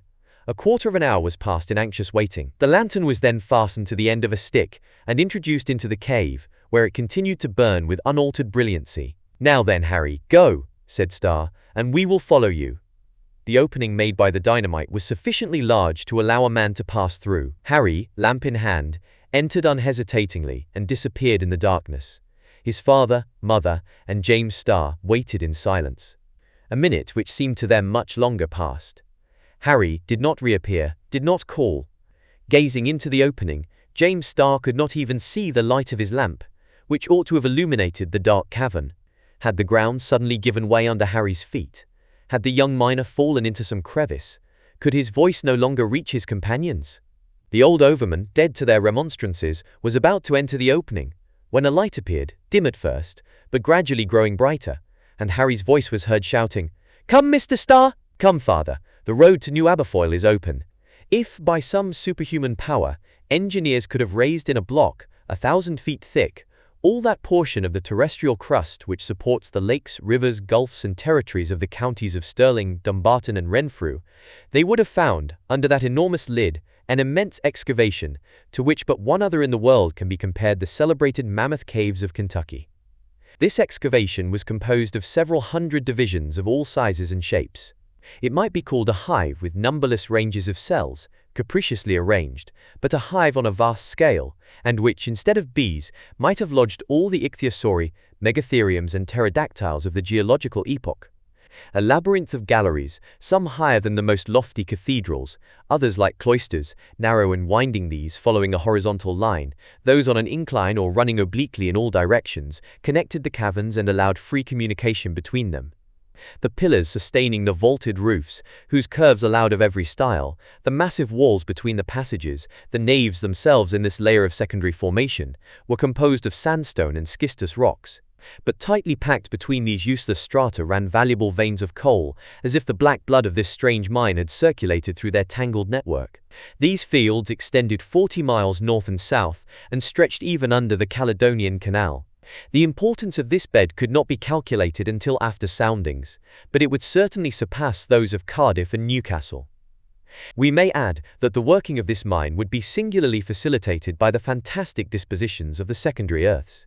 For by an unaccountable retreat of the mineral matter at the geological epoch, when the mass was solidifying, nature had already multiplied the galleries and tunnels of New Aberfoyle. Yes, nature alone. It might at first have been supposed that some works abandoned for centuries had been discovered afresh. Nothing of the sort. No one would have deserted such riches. Human termites had never gnawed away this part of the Scottish subsoil. Nature herself had done it all. But, we repeat, it could be compared to nothing but the celebrated Mammoth Caves, which, in an extent of more than 20 miles, contain 226 avenues, 11 lakes, 7 rivers, 8 cataracts, 32 unfathomable wells, and 57 domes, some of which are more than 450 feet in height. Like these caves, New Aberfoyle was not the work of men, but the work of the Creator. Such was this new domain, of matchless wealth, the discovery of which belonged entirely to the old overman. 10 years' sojourn in the deserted mine, an uncommon pertinacity in research, perfect faith, sustained by a marvelous mining instinct. All these qualities together led him to succeed where so many others had failed. Why had the soundings made, under the direction of James Starr, during the last years of the working stopped, just at that limit, on the very frontier of the new mine? That was all chance, which takes great part in researches of this kind. However that might be, there was, under the Scottish subsoil, what might be called a subterranean county, which, to be habitable, needed only the rays of the sun, or, for want of that, the light of a special planet. Water had collected in various hollows, forming vast ponds, or rather lakes larger than Loch Katrine, lying just above them. Of course, the waters of these lakes had no movement of currents or tides. No old castle was reflected there, no birch or oak trees waved on their banks. And yet these deep lakes, whose mirror-like surface was never ruffled by a breeze, would not be without charm by the light of some electric star, and, connected by a string of canals, would well complete the geography of this strange domain. Although unfit for any vegetable production, the place could be inhabited by a whole population, and who knows but that in this steady temperature, in the depths of the mines of Aberfoyle, as well as in those of Newcastle, Alloa or Cardiff, when their contents shall have been exhausted, who knows but that the poorer classes of Great Britain will some day find a refuge. Chapter 8. Exploring. At Harry's call, James Starr, Madge and Simon Ford entered through the narrow orifice which put the Dochart pit in communication with the new mine. They found themselves at the beginning of a tolerably wide gallery. One might well believe that it had been pierced by the hand of man, that the pick and mattock had emptied it in the working of a new vein. The explorers questioned whether, by a strange chance, they had not been transported into some ancient mine, of the existence of which even the oldest miners in the county had ever known. No, it was merely that the geological layers had left this passage when the secondary earths were in course of formation. Perhaps some torrent had formerly dashed through it, but now it was as dry as if it had been cut some 1,000 feet lower, through granite rocks. At the same time, the air circulated freely, which showed that certain natural vents placed it in communication with the exterior atmosphere. This observation, made by the engineer, was correct, and it was evident that the ventilation of the new mine would be easily managed. As to the fire damp which had lately filtered through the schist, it seemed to have been contained in a pocket now empty, and it was certain that the atmosphere of the gallery was quite free from it. However, Harry prudently carried only the safety lamp, which would ensure light for 12 hours. James Starr and his companions now felt perfectly happy. All their wishes were satisfied. There was nothing but coal around them. A sort of emotion kept them silent. Even Simon Ford restrained himself. His joy overflowed, not in long phrases, but in short ejaculations. It was perhaps imprudent to venture so far into the crypt. Pooh, they never thought of how they were to get back. The gallery was practicable, not very winding. They met with no noxious exhalations, nor did any chasm bar the path. There was no reason for stopping for a whole hour. James Starr, Madge, Harry and Simon Ford walked on, though there was nothing to show them what was the exact direction of this unknown tunnel, and they would no doubt have gone farther still, if they had not suddenly come to the end of the wide road which they had followed since their entrance into the mine. The gallery ended in an enormous cavern, neither the height nor depth of which could be calculated. At what altitude arched the roof of this excavation, at what distance was its opposite wall? The darkness totally concealed. But by the light of the lamp the explorers could discover that its dome covered a vast extent of still water pond or lake, whose picturesque rocky banks were lost in obscurity. "Halt!" exclaimed Ford, stopping suddenly. "Another step, and perhaps we shall fall into some fathomless pit."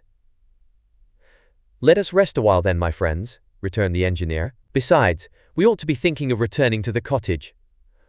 "Our lamp will give light for another 10 hours, sir," said Harry. "Well, let us make a halt," replied Starr. "I confess my legs have need of a rest. And you, Madge, don't you feel tired after so long a walk?" "Not overmuch, Mr. Starr," replied the sturdy Scotchwoman. "We have been accustomed to explore the old Aberfoyle mine for whole days together." "Tired? Nonsense," interrupted Simon Ford. "Madge could go 10 times as far if necessary. But once more, Mr. Starr, wasn't my communication worth your trouble in coming to hear it? Just dare to say no, Mr. Starr. Dare to say no." "Well, my old friend, I haven't felt so happy for a long while," replied the engineer. "The small part of this marvelous mine that we have explored seems to show that its extent is very considerable, at least in length." "In width and in depth too, Mr. Starr," returned Simon Ford. "That we shall know later. And I can answer for it. Trust to the instinct of an old miner. It has never deceived me." "I wish to believe you, Simon," replied the engineer, smiling. "As far as I can judge from this short exploration, we possess the elements of a working which will last for centuries." "Centuries!" exclaimed Simon Ford. "I believe you, sir. 1,000 years and more will pass before the last bit of coal is taken out of our new mine." "Heaven grant it," returned Starr. "As to the quality of the coal which crops out of these walls, superb, Mr. Starr, superb," answered Ford. "Just look at it yourself." And so saying, with his pick, he struck off a fragment of the black rock. "Look, look," he repeated, holding it close to his lamp. "The surface of this piece of coal is shining. We have here fat coal, rich in bituminous matter, and see how it comes in pieces, almost without dust. Ah, Mr. Starr, 20 years ago this seam would have entered into a strong competition with Swansea and Cardiff. Well, stokers will quarrel for it still, and if it costs little to extract it from the mine, it will not sell at a less price outside." "Indeed," said Madge, who had taken the fragment of coal and was examining it with the air of a connoisseur. "That's good quality of coal. Carry it home, Simon, carry it back to the cottage. I want this first piece of coal to burn under our kettle." "Well said, wife," answered the old overman, "and you shall see that I am not mistaken." "Mr. Starr," asked Harry, "have you any idea of the probable direction of this long passage which we have been following since our entrance into the new mine?" "No, my lad," replied the engineer. "With a compass I could perhaps find out its general bearing. But without a compass, I am here like a sailor in open sea, in the midst of fogs, when there is no sun by which to calculate his position." "No doubt, Mr. Starr," replied Ford, "but pray don't compare our position with that of the sailor, who has everywhere and always an abyss under his feet. We are on firm ground here, and need never be afraid of foundering." "I won't tease you then, old Simon," answered James Starr. "Far be it from me, even in jest, to depreciate the new Aberfoyle mine by an unjust comparison. I only meant to say one thing, and that is that we don't know where we are." "We are in the subsoil of the county of Stirling, Mr. Starr," replied Simon Ford, "and that I assert as if—" "Listen," said Harry, interrupting the old man. All listened, as the young miner was doing. His ears, which were very sharp, had caught a dull sound like a distant murmur. His companions were not long in hearing it themselves. It was above their heads, a sort of rolling sound, in which, though it was so feeble, the successive crescendo and diminuendo could be distinctly heard. All four stood for some minutes, their ears on the stretch, without uttering a word. All at once Simon Ford exclaimed, "Well, I declare! Are trucks already running on the rails of New Aberfoyle?" "Father," replied Harry, "it sounds to me just like the noise made by waves rolling on the seashore." "We can't be under the sea, though," cried the old overman. "No," said the engineer, "but it is not impossible that we should be under Loch Katrine. The roof cannot have much thickness just here, if the noise of the water is perceptible." "Very little indeed," answered James Starr, "and that is the reason this cavern is so huge." "You must be right, Mr. Starr," said Harry. "Besides, the weather is so bad outside," resumed Starr, "that the waters of the loch must be as rough as those of the Firth of Forth." "Well, what does it matter after all?" returned Simon Ford. "The seam won't be any the worse because it is under a loch. It would not be the first time that coal has been looked for under the very bed of the ocean. When we have to work under the bottom of the Caledonian Canal, where will be the harm?" "Well said, Simon," cried the engineer, who could not restrain a smile at the overman's enthusiasm. "Let us cut our trenches under the waters of the sea. Let us bore the bed of the Atlantic like a strainer.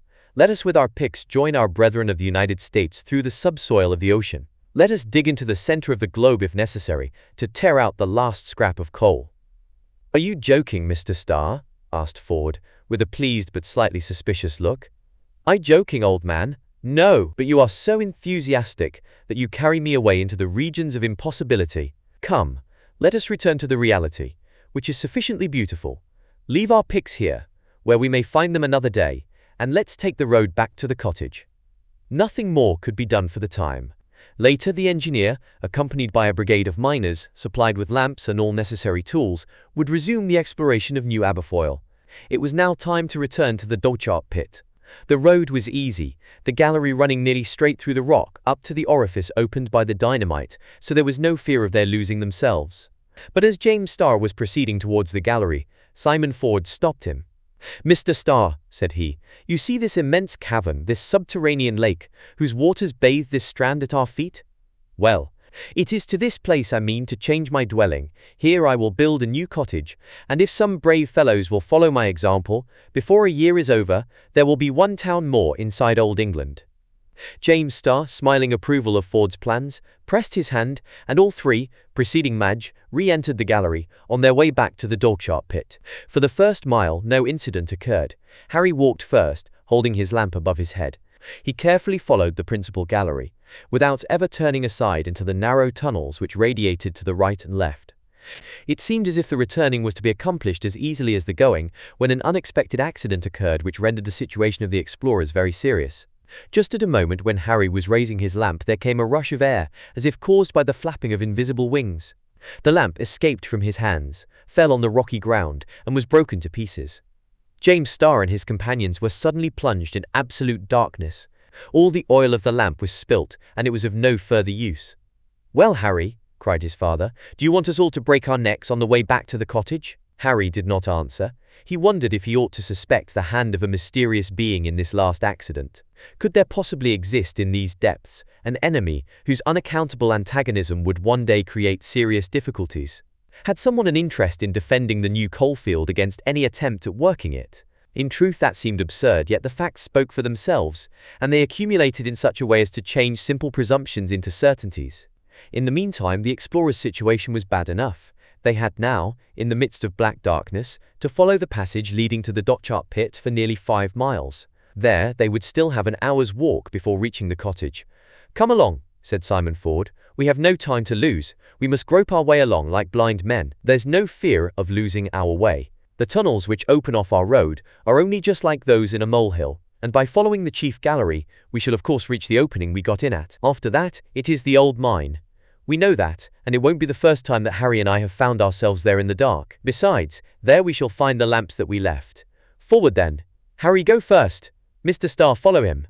Madge, you go next, and I will bring up the rear. Above everything, don't let us get separated." All complied with the old overman's instructions. As he said, by groping carefully, they could not mistake the way. It was only necessary to make the hands take the place of the eyes, and to trust to their instinct, which had with Simon Ford and his son become a second nature. James Starr and his companions walked on in the order agreed. They did not speak, but it was not for want of thinking. It became evident that they had an adversary. But what was he, and how were they to defend themselves against these mysteriously prepared attacks? These disquieting ideas crowded into their brains. However, this was not the moment to get discouraged. Harry, his arms extended, advanced with a firm step, touching first one and then the other side of the passage. If a cleft or side opening presented itself, he felt with his hand that it was not the main way. Either the cleft was too shallow, or the opening too narrow, and he thus kept in the right road. In darkness, through which the eye could not in the slightest degree pierce, this difficult return lasted 2 hours. By reckoning the time since they started, taking into consideration that the walking had not been rapid, Starr calculated that he and his companions were near the opening. In fact, almost immediately, Harry stopped. "Have we got to the end of the gallery?" asked Simon Ford. "Yes," answered the young miner. "Well, have you not found the hole which connects New Aberfoyle with the Dochart pit?" "No," replied Harry, whose impatient hands met with nothing but a solid wall. The old overman stepped forward, and himself felt the schistous rock. A cry escaped him. Either the explorers had strayed from the right path on their return, or the narrow orifice, broken in the rock by the dynamite, had been recently stopped up. James Starr and his companions were prisoners in New Aberfoyle. Chapter 9. The Fire Maidens. A week after the events just related had taken place, James Starr's friends had become very anxious. The engineer had disappeared, and no reason could be brought forward to explain his absence. They learnt, by questioning his servant, that he had embarked at Granton Pier. But from that time, there were no traces of James Starr. Simon Ford's letter had requested secrecy, and he had said nothing of his departure for the Aberfoyle mines. Therefore in Edinburgh, nothing was talked of but the unaccountable absence of the engineer. Sir W. Elphiston, the president of the Royal Institution, communicated to his colleagues a letter which James Starr had sent him, excusing himself from being present at the next meeting of the Society. 2 or 3 others produced similar letters, but though these documents proved that Starr had left Edinburgh, which was known before, they threw no light on what had become of him. Now on the part of such a man, this prolonged absence, so contrary to his usual habits, naturally first caused surprise, and then anxiety. A notice was inserted in the principal newspapers of the United Kingdom relative to the engineer James Starr, giving a description of him and the date on which he left Edinburgh. Nothing more could be done but to wait. The time passed in great anxiety. The scientific world of England was inclined to believe that one of its most distinguished members had positively disappeared. At the same time, when so many people were thinking about James Starr, Harry Ford was the subject of no less anxiety. Only, instead of occupying public attention, the son of the old overman was the cause of trouble alone to the generally cheerful mind of Jack Ryan. It may be remembered that, in their encounter in the Yarrow shaft, Jack Ryan had invited Harry to come a week afterwards to the festivities at Irvine. Harry had accepted, and promised expressly to be there. Jack Ryan knew, having had it proved by many circumstances, that his friend was a man of his word. With him, a thing promised was a thing done. Now at the Irvine merrymaking, nothing was wanting, neither song, nor dance, nor fun of any sort, nothing but Harry Ford. The notice relative to James Starr, published in the papers, had not yet been seen by Ryan. The honest fellow was therefore only worried by Harry's absence, telling himself that something serious could alone have prevented him from keeping his promise. So, the day after the Irvine Games, Jack Ryan intended to take the railway from Glasgow and go to the Dochart pit, and this he would have done had he not been detained by an accident which nearly cost him his life. Something which occurred on the night of the 12th of December was of a nature to support the opinions of all partisans of the supernatural, and there were many at Melrose Farm. Irvine, a little seaport of Renfrew, containing nearly 7,000 inhabitants, lies in a sharp bend made by the Scottish coast, near the mouth of the Firth of Clyde. The most ancient and the most famed ruins on this part of the coast were those of this castle of Robert Stewart, which bore the name of Dundonald Castle. At this period, Dundonald Castle, a refuge for all the stray goblins of the country, was completely deserted. It stood on the top of a high rock, 2 miles from the town, and was seldom visited. Sometimes, a few strangers took it into their heads to explore these old historical remains, but then they always went alone. The inhabitants of Irvine would not have taken them there at any price. Indeed, several legends were based on the story of certain fire maidens who haunted the old castle. The most superstitious declared they had seen these fantastic creatures with their own eyes. Jack Ryan was naturally one of them. It was a fact that from time to time long flames appeared, sometimes on a broken piece of wall, sometimes on the summit of the tower which was the highest point of Dundonald Castle. Did these flames really assume a human shape, as was asserted? Did they merit the name of fire maidens, given them by the people of the coast? It was evidently just an optical delusion, aided by a good deal of credulity, and science could easily have explained the phenomenon. However that might be, these fire maidens had the reputation of frequenting the ruins of the old castle, and their performing wild strathspeys, especially on dark nights. Jack Ryan, bold fellow though he was, would never have dared to accompany those dances with the music of his bagpipes. "Old Nick is enough for them," said he. "He doesn't need me to complete his infernal orchestra." We may well believe that these strange apparitions frequently furnished a text for the evening stories. Jack Ryan was ending the evening with one of these. His auditors, transported into the phantom world, were worked up into a state of mind which would believe anything. All at once shouts were heard outside. Jack Ryan stopped short in the middle of his story, and all rushed out of the barn. The night was pitchy dark. Squalls of wind and rain swept along the beach. 2 or 3 fishermen, their backs against a rock, the better to resist the wind, were shouting at the top of their voices. Jack Ryan and his companions ran up to them. The shouts were, however, not for the inhabitants of the farm, but to warn men who, without being aware of it, were going to destruction. A dark, confused mass appeared some way out at sea. It was a vessel whose position could be seen by her lights, for she carried a white one on her foremast, a green on the starboard side, and a red on the outside. She was evidently running straight on the rocks. "A ship in distress?" said Ryan. "Aye," answered one of the fishermen, "and now they want to tack, but it's too late." "Do they want to run ashore?" said another. "It seems so," responded one of the fishermen, "unless he has been misled by some." The man was interrupted by a yell from Jack. Could the crew have heard it? At any rate, it was too late for them to beat back from the line of breakers which gleamed white in the darkness. But it was not, as might be supposed, a last effort of Ryan's to warn the doomed ship. He now had his back to the sea. His companions turned also, and gazed at a spot situated about half a mile inland. It was Dundonald Castle. A long flame twisted and bent under the gale, on the summit of the old tower. "The Fire Maiden!" cried the superstitious men in terror.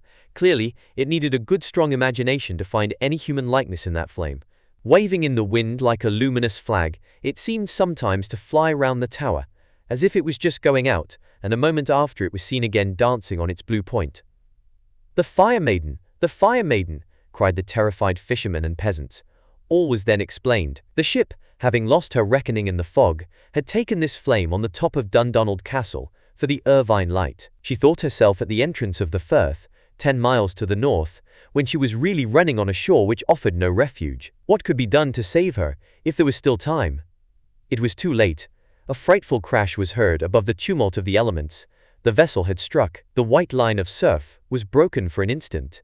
She heeled over on her side, and lay among the rocks. At the same time, by a strange coincidence, the long flame disappeared, as if it had been swept away by a violent gust.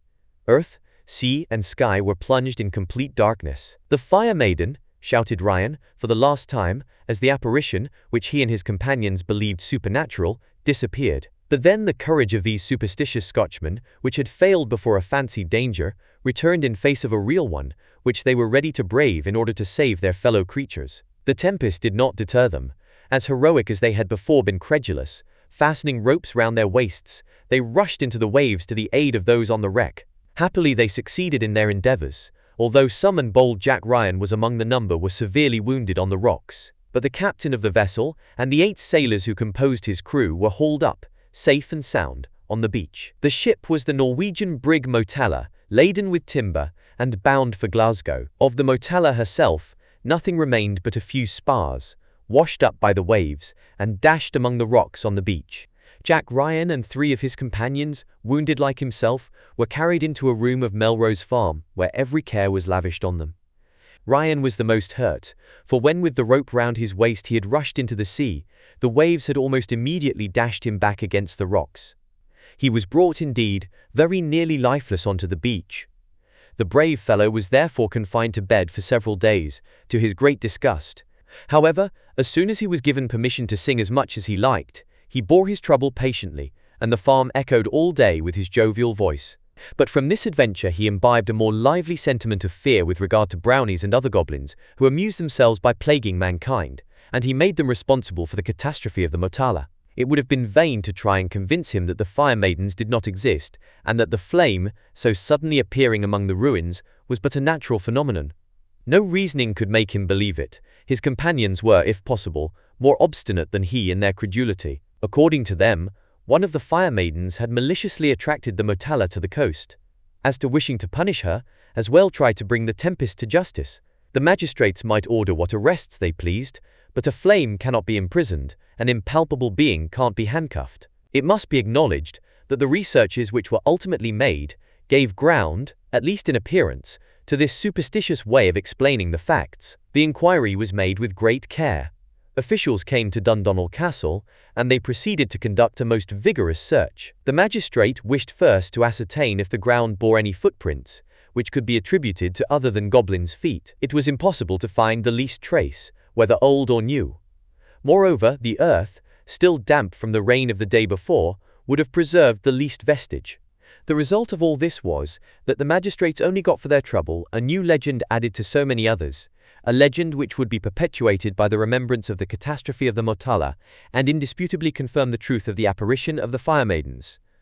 A hearty fellow like Jack Ryan, with so strong a constitution, could not be long confined to his bed. A few sprains and bruises were not quite enough to keep him on his back longer than he liked. He had not time to be ill. Jack, therefore, soon got well. As soon as he was on his legs again, before resuming his work on the farm, he wished to go and visit his friend Harry, and learn why he had not come to the Irvine merrymaking. He could not understand his absence, for Harry was not a man who would willingly promise and not perform. It was unlikely, too, that the son of the old overman had not heard of the wreck of the Motala, as it was in all the papers. He must know the part Jack had taken in it, and what had happened to him, and it was unlike Harry not to hasten to the farm and see how his old chum was going on. As Harry had not come, there must have been something to prevent him. Jack Ryan would as soon deny the existence of the fire maidens as believe in Harry's indifference. 2 days after the catastrophe, Jack left the farm merrily, feeling nothing of his wounds. Singing in the fullness of his heart, he awoke the echoes of the cliff, as he walked to the station of the railway, which via Glasgow would take him to Stirling and Callander. As he was waiting for his train, his attention was attracted by a bill posted up on the walls, containing the following notice. On the 4th of December, the engineer James Starr of Edinburgh embarked from Granton Pier on board the Prince of Wales. He disembarked the same day at Stirling. From that time, nothing further has been heard of him. Any information concerning him is requested to be sent to the President of the Royal Institution, Edinburgh. Jack Ryan, stopping before one of these advertisements, read it twice over, with extreme surprise. "Mr. Starr!" he exclaimed. "Why, on the 4th of December, I met him with Harry on the ladder of the Dochart pit. That was 10 days ago, and he has not been seen from that time. That explains why my chum didn't come to Irvine." And without taking time to inform the President of the Royal Institution by letter what he knew relative to James Starr, Jack jumped into the train, determining to go first of all to the Yarrow shaft. There he would descend to the depths of the pit if necessary, to find Harry, and with him was sure to be the engineer James Starr. "They haven't turned up again," said he to himself. "Why? Has anything prevented them? Could any work of importance keep them still at the bottom of the mine? I must find out." And Ryan, hastening his steps, arrived in less than an hour at the Yarrow shaft. Externally, nothing was changed. The same silence around. Not a living creature was moving in that desert region. Jack entered the ruined shed which covered the opening of the shaft. He gazed down into the dark abyss. Nothing was to be seen. He listened. Nothing was to be heard. "And my lamp!" he exclaimed. "Suppose it isn't in its place." The lamp, which Ryan used when he visited the pit, was usually deposited in a corner, near the landing of the topmost ladder. It had disappeared. "Here is a nuisance," said Jack, beginning to feel rather uneasy. Then, without hesitating, superstitious though he was, "I will go," said he, "though it's as dark down there as in the lowest depths of the infernal regions." And he began to descend the long flight of ladders which led down the gloomy shaft. Jack Ryan had not forgotten his old mining habits, and he was well acquainted with the Dochart pit, or he would scarcely have dared to venture thus. He went very carefully, however. His foot tried each round, as some of them were worm-eaten. A false step would entail a deadly fall through this space of 1,500 feet. He counted each landing as he passed it, knowing that he could not reach the bottom of the shaft until he had left the 30th. Once there, he would have no trouble, so he thought, in finding the cottage, built, as we have said, at the extremity of the principal passage. Jack Ryan went on thus until he got to the 26th landing, and consequently had 200 feet between him and the bottom. Here he put down his leg to feel for the first rung of the 27th ladder, but his foot, swinging in space, found nothing to rest on. He knelt down and felt about with his hand for the top of the ladder. It was in vain. "Old Nick himself must have been down this way," said Jack, not without a slight feeling of terror. He stood considering for some time, with folded arms, and longing to be able to pierce the impenetrable darkness. Then it occurred to him that if he could not get down, neither could the inhabitants of the mine get up. There was now no communication between the depths of the pit and the upper regions. If the removal of the lower ladders of the Yarrow shaft had been effected since his last visit to the cottage, what had become of Simon Ford, his wife, his son, and the engineer? The prolonged absence of James Starr proved that he had not left the pit since the day Ryan met with him in the shaft. How had the cottage been provisioned since then? The food of these unfortunate people, imprisoned 1,500 feet below the surface of the ground, must have been exhausted by this time. All this passed through Jack's mind, as he saw that by himself he could do nothing to get to the cottage. He had no doubt but that communication had been interrupted with a malevolent intention. At any rate, the authorities must be informed, and that as soon as possible. Jack Ryan bent forward from the landing. "Harry! Harry!" he shouted with his powerful voice. Harry's name echoed and re-echoed among the rocks, and finally died away in the depths of the shaft. Ryan rapidly ascended the upper ladders and returned to the light of day. Without losing a moment, he reached the Callander station, just caught the express to Edinburgh, and by 3 o'clock was before the Lord Provost. There his declaration was received. His account was given so clearly that it could not be doubted. Sir William Elphiston, President of the Royal Institution, and not only colleague, but a personal friend of Starr's, was also informed, and asked to direct the search which was to be made without delay in the mine. Several men were placed at his disposal, supplied with lamps, picks, long rope ladders, not forgetting provisions and cordials. Then, guided by Jack Ryan, the party set out for the Aberfoyle mines. The same evening, the expedition arrived at the opening of the Yarrow shaft and descended to the 27th landing, at which Jack Ryan had been stopped a few hours previously. The lamps, fastened to long ropes, were lowered down the shaft, and it was thus ascertained that the 4 last ladders were wanting. As soon as the lamps had been brought up, the men fixed to the landing a rope ladder, which unrolled itself down the shaft, and all descended one after the other. Jack Ryan's descent was the most difficult, for he went first down the swinging ladders and fastened them for the others. The space at the bottom of the shaft was completely deserted, but Sir William was much surprised at hearing Jack Ryan exclaim, "Here are bits of the ladders, and some of them half burnt." "Burnt?" repeated Sir William. "Indeed, here sure enough are cinders which have evidently been cold a long time." "Do you think, sir," asked Ryan, "that Mr. Starr could have had any reason for burning the ladders, and thus breaking of communication with the world?" "Certainly not," answered Sir William Elphiston, who had become very thoughtful. "Come, my lad, lead us to the cottage, there we shall ascertain the truth." Jack Ryan shook his head, as if not at all convinced. Then, taking a lamp from the hands of one of the men, he proceeded with a rapid step along the principal passage of the Dochart pit. The others all followed him. In a quarter of an hour, the party arrived at the excavation in which stood Simon Ford's cottage. There was no light in the window. Ryan darted to the door and threw it open. The house was empty. They examined all the rooms in the somber habitation. No trace of violence was to be found.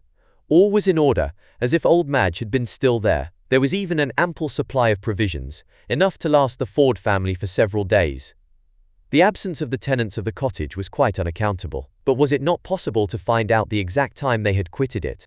Yes, for in this region, where there was no difference of day or night, Madge was accustomed to mark with a cross each day in her almanac. The almanac was pinned up on the wall, and there the last cross had been made at the 6th of December.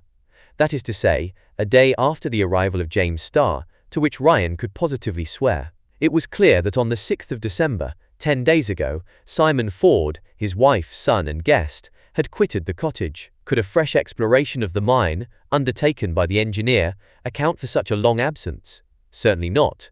It was intensely dark all round. The lamps held by the men gave light only just where they were standing. Suddenly Jack Ryan uttered a cry. "Look there, there!" His finger was pointing to a tolerably bright light, which was moving about in the distance. "After that light, my men!" exclaimed Sir William. "It's a goblin light," said Ryan. "So what's the use? We shall never catch it." The president and his men, little given to superstition, darted off in the direction of the moving light. Jack Ryan, bravely following their example, quickly overtook the headmost of the party. It was a long and fatiguing chase. The lantern seemed to be carried by a being of small size but singular agility. Every now and then it disappeared behind some pillar, then was seen again at the end of a cross gallery. A sharp turn would place it out of sight, and it seemed to have completely disappeared, when all at once there would be the light as bright as ever. However, they gained very little on it, and Ryan's belief that they could never catch it seemed far from groundless. After an hour of this vain pursuit, Sir William Elphiston and his companions had gone a long way in the southwest direction of the pit, and began to think they really had to do with an impalpable being. Just then it seemed as if the distance between the goblin and those who were pursuing it was becoming less. Could it be fatigued, or did this invisible being wish to entice Sir William and his companions to the place where the inhabitants of the cottage had perhaps themselves been enticed? It was hard to say. The men, seeing that the distance lessened, redoubled their efforts. The light, which had before burnt at a distance of more than 200 feet before them, was now seen at less than 50. The space continued to diminish. The bearer of the lamp became partially visible.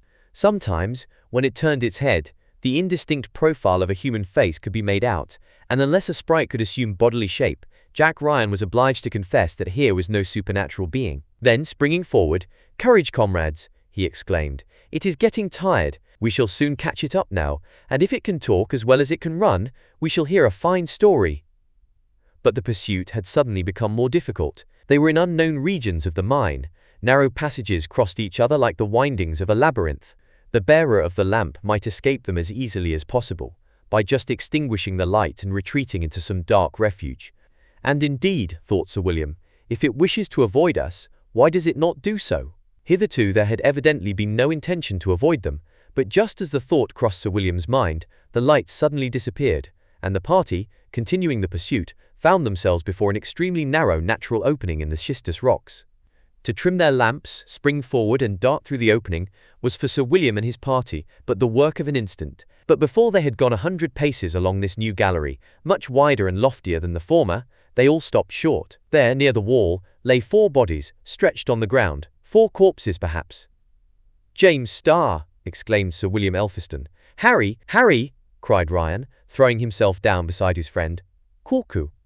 It was indeed the engineer, Madge, Simon, and Harry Ford, who were lying there motionless. But one of the bodies moved slightly, and Madge's voice was heard faintly murmuring, "See to the others! Help them first!" Sir William, Jack, and their companions endeavored to reanimate the engineer and his friends by getting them to swallow a few drops of brandy.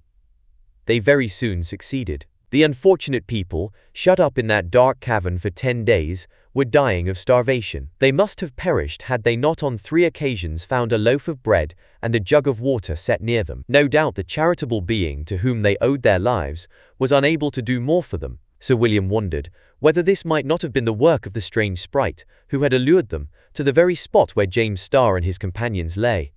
However that might be, the engineer, Madge, Simon, and Harry Ford were saved. They were assisted to the cottage, passing through the narrow opening which the bearer of the strange light had apparently wished to point out to Sir William. This was a natural opening. The passage which James Starr and his companions had made for themselves with dynamite had been completely blocked up with rocks laid one upon another. So then, whilst they had been exploring the vast cavern, the way back had been purposely closed against them by a hostile hand. Chapter 10. Coal Town.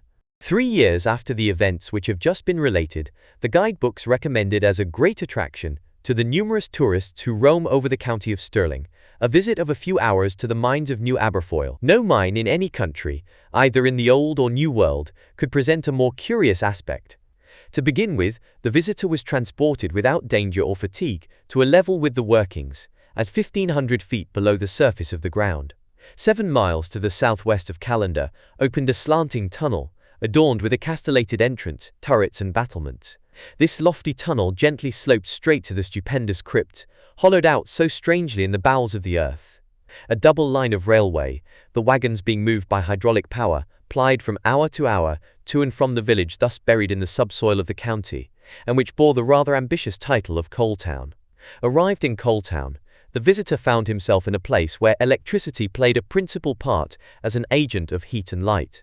Although the ventilation shafts were numerous, they were not sufficient to admit much daylight into New Aberfoyle, yet it had abundance of light.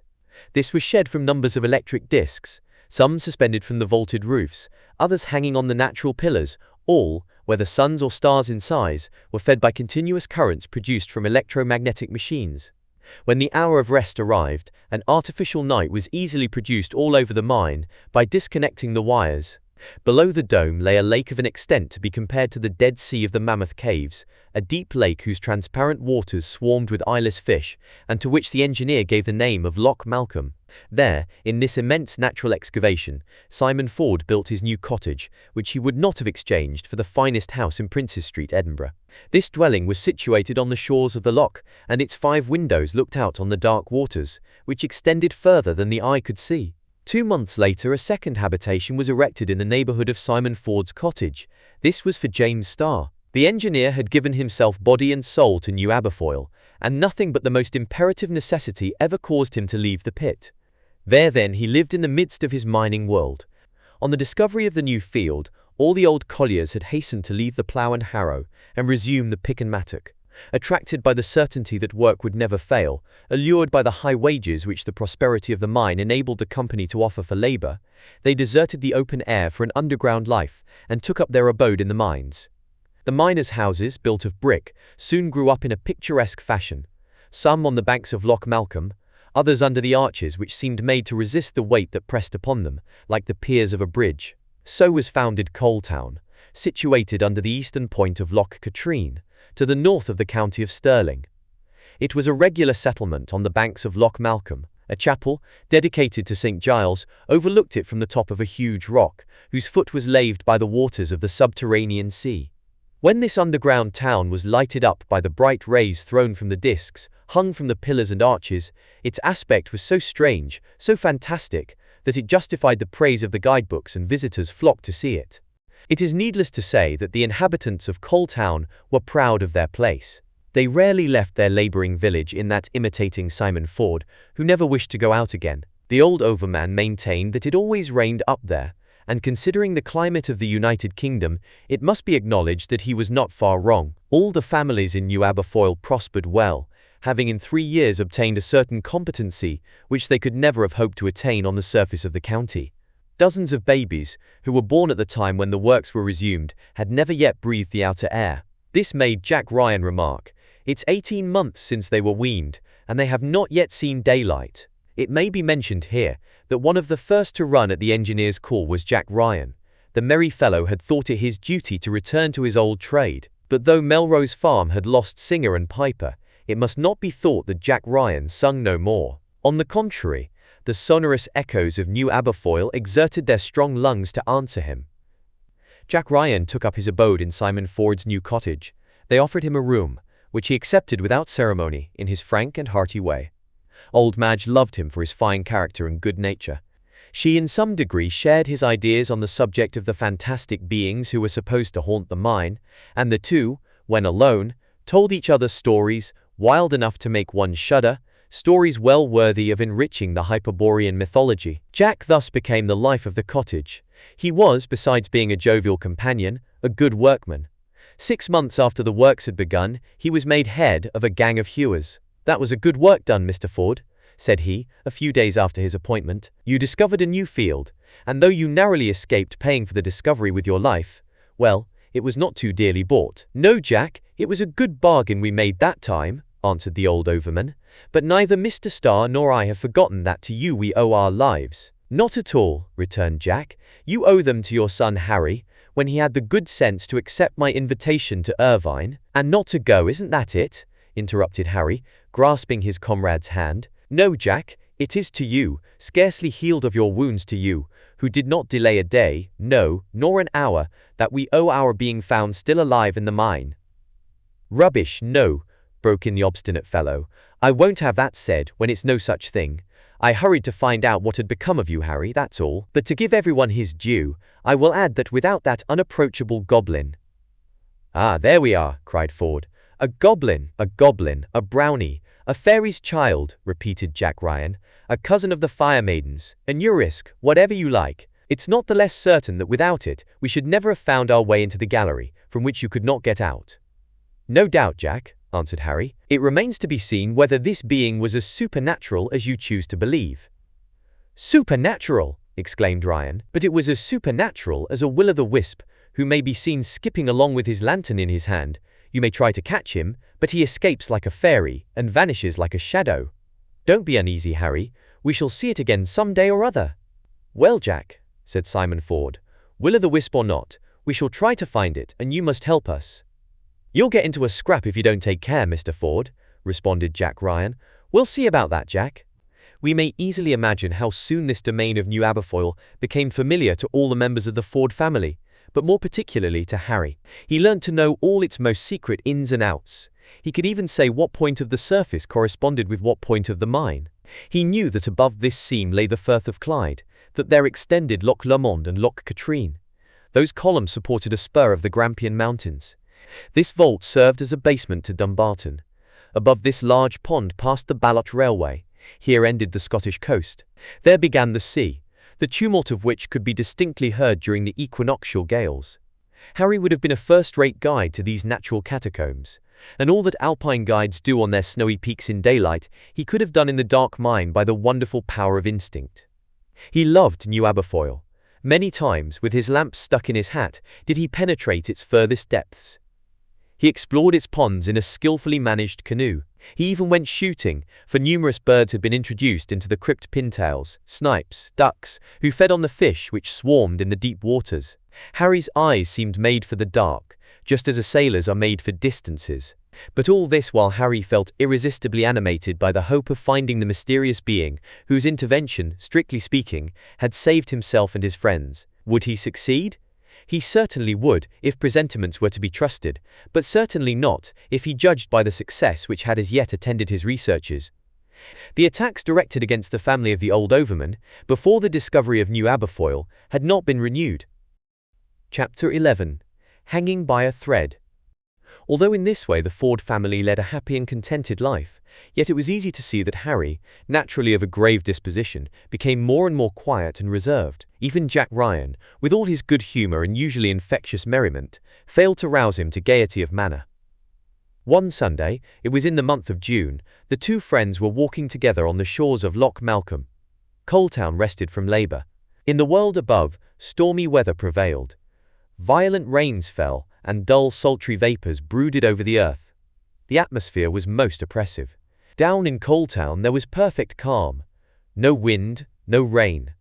A soft and pleasant temperature existed, instead of the strife of the elements which raged without. What wonder, then, that excursionists from Stirling came in considerable numbers to enjoy the calm fresh air in the recesses of the mine. The electric discs shed a brilliancy of light which the British sun, oftener obscured by fogs than it ought to be, might well envy. Jack Ryan kept talking of these visitors, who passed them in noisy crowds, but Harry paid very little attention to what he said. "I say, do look, Harry!" cried Jack. "See what numbers of people come to visit us. Cheer up, old fellow. Do the honors of the place a little better. If you look so glum, you'll make all these outside folks think you envy their life above ground." "Never mind me, Jack," answered Harry. "You are jolly enough for two, I'm sure. That's enough." "I'll be hanged if I don't feel your melancholy creeping over me, though," exclaimed Jack. "I declare my eyes are getting quite dull, my lips are drawn together, my laugh sticks in my throat, I'm forgetting all my songs. Come, man, what's the matter with you?" "You know well enough, Jack." "What, the old story?" "Yes, the same thoughts haunt me." "Poor fellow," said Jack, shrugging his shoulders. "If you would only do like me, and set all the queer things down to the account of the goblins of the mine, you would be easier in your mind. But Jack, you know very well that these goblins exist only in your imagination, and that, since the works here have been reopened, not a single one has been seen." "That's true, Harry, but if no spirits have been seen, neither has anyone else to whom you could attribute the extraordinary doings we want to account for. I shall discover them." "Ah, Harry, it's not so easy to catch the spirits of New Aberfoyle." "I shall find out the spirits, as you call them," said Harry, in a tone of firm conviction. "Do you expect to be able to punish them? Both punish and reward. Remember, if one hand shut us up in that passage, another hand delivered us. I shall not soon forget that." "But, Harry, how can we be sure that these two hands do not belong to the same body?" "What can put such a notion in your head, Jack?" asked Harry. "Well, I don't know. Creatures that live in these holes, Harry, don't you see? They can't be made like us, eh?" "But they are just like us, Jack." "Oh no, don't say that, Harry. Perhaps some madman managed to get in for a time." "A madman! No madman would have formed such connected plans, or done such continued mischief as befell us after the breaking of the ladders." "Well, but anyhow he has done no harm for the last 3 years, either to you, Harry, or any of your people." "No matter, Jack," replied Harry. "I am persuaded that this malignant being, whoever he is, has by no means given up his evil intentions. I can hardly say on what I found my convictions, but at any rate, for the sake of the new works I must and will know who he is and whence he comes." "For the sake of the new works, did you say?" asked Jack, considerably surprised. "I said so, Jack," returned Harry.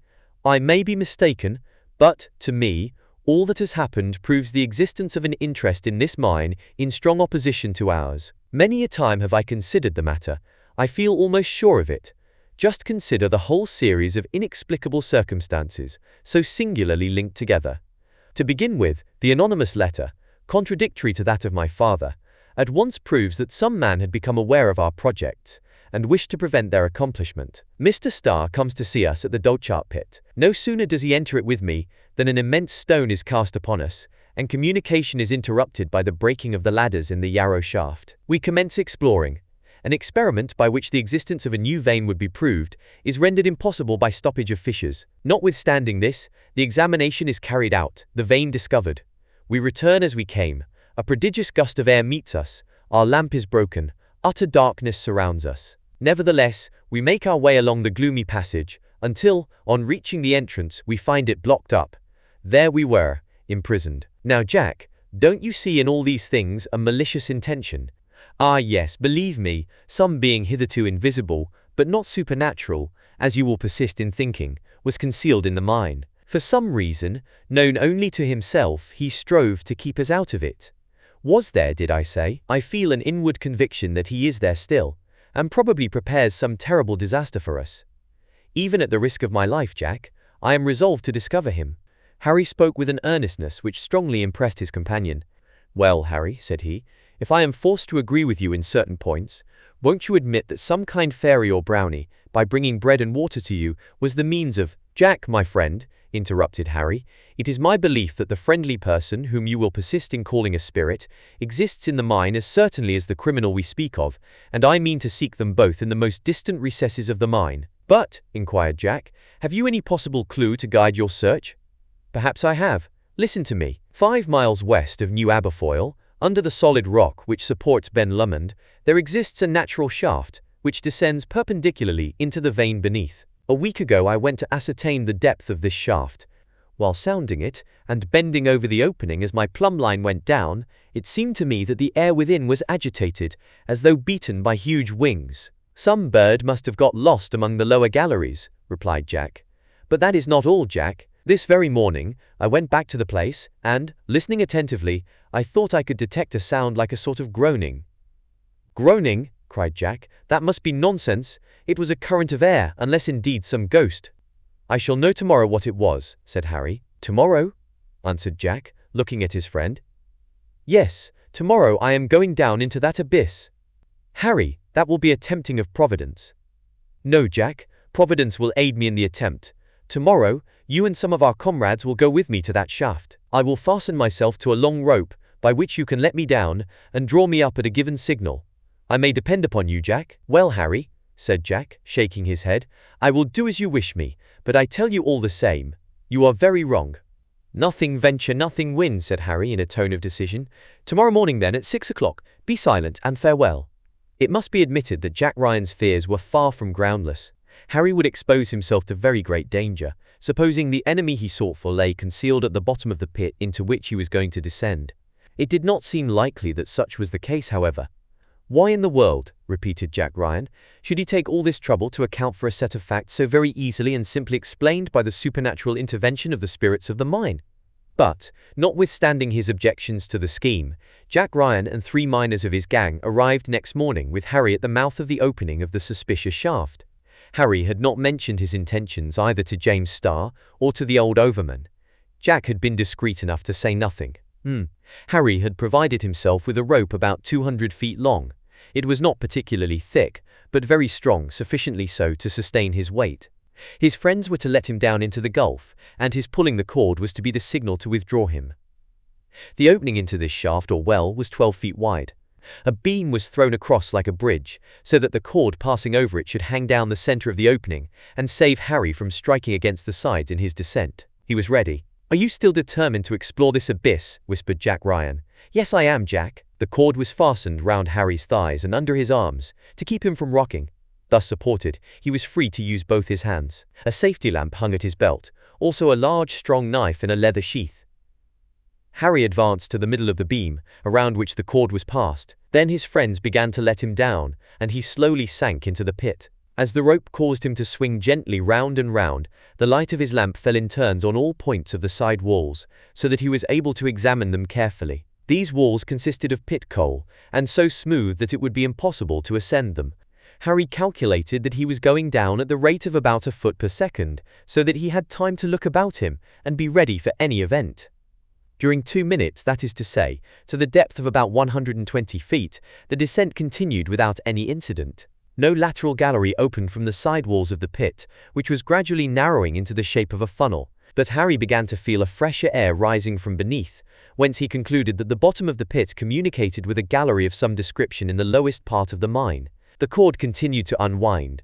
Darkness and silence were complete. If any living being whatever had sought refuge in the deep and mysterious abyss, he had either left it, or if there, by no movement, did he in the slightest way betray his presence.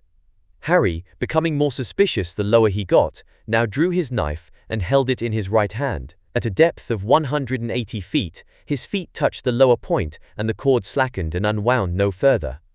Harry breathed more freely for a moment. One of the fears he entertained had been that, during his descent, the cord might be cut above him, but he had seen no projection from the walls behind which anyone could have been concealed. The bottom of the abyss was quite dry. Harry, taking the lamp from his belt, walked round the place and perceived he had been right in his conjectures. An extremely narrow passage led aside out of the pit. He had to stoop to look into it, and only by creeping could it be followed. But as he wanted to see in which direction it led, and whether another abyss opened from it, he lay down on the ground and began to enter it on hands and knees. An obstacle speedily arrested his progress. He fancied he could perceive by touching it that a human body lay across the passage. A sudden thrill of horror and surprise made him hastily draw back, but he again advanced and felt more carefully. His senses had not deceived him. A body did indeed lie there, and he soon ascertained that, although icy cold at the extremities, there was some vital heat remaining. In less time than it takes to tell it, Harry had drawn the body from the recess to the bottom of the shaft, and seizing his lamp, he cast its lights on what he had found, exclaiming immediately, "Why, it is a child!" The child still breathed, but so very feebly that Harry expected it to cease every instant. Not a moment was to be lost. He must carry this poor little creature out of the pit and take it home to his mother as quickly as he could. He eagerly fastened the cord round his waist, stuck on his lamp, clasped the child to his breast with his left arm, and keeping his right hand free to hold the knife, he gave the signal agreed on to have the rope pulled up. It tightened at once. He began the ascent. Harry looked around him with redoubled care, for more than his own life was now in danger. For a few minutes all went well, no accident seemed to threaten him, when suddenly he heard the sound of a great rush of air from beneath, and looking down, he could dimly perceive through the gloom a broad mass arising until it passed him, striking him as it went by. It was an enormous bird of what sort he could not see. It flew upwards on mighty wings, then paused, hovered, and dashed fiercely down upon Harry, who could only wield his knife in one hand. He defended himself and the child as well as he could, but the ferocious bird seemed to aim all its blows at him alone. Afraid of cutting the cord, he could not strike it as he wished, and the struggle was prolonged, while Harry shouted with all his might in hopes of making his comrades hear. He soon knew they did, for they pulled the rope up faster. A distance of about 80 feet remained to be got over. The bird ceased its direct attack, but increased the horror and danger of his situation by rushing at the cord, clinging to it just out of his reach, and endeavoring, by pecking furiously, to cut it. Harry felt overcome with terrible dread. One strand of the rope gave way, and it made them sink a little. A shriek of despair escaped his lips. A second strand was divided, and the double burden now hung suspended by only half the cord. Harry dropped his knife and by a superhuman effort succeeded, at the moment the rope was giving way, in catching hold of it with his right hand above the cut made by the beak of the bird. But, powerfully as he held it in his iron grasp, he could feel it gradually slipping through his fingers. He might have caught it and held on with both hands by sacrificing the life of the child he supported in his left arm. The idea crossed him, but was banished in an instant, although he believed himself quite unable to hold out until drawn to the surface. For a second he closed his eyes, believing they were about to plunge back into the abyss. He looked up once more. The huge bird had disappeared.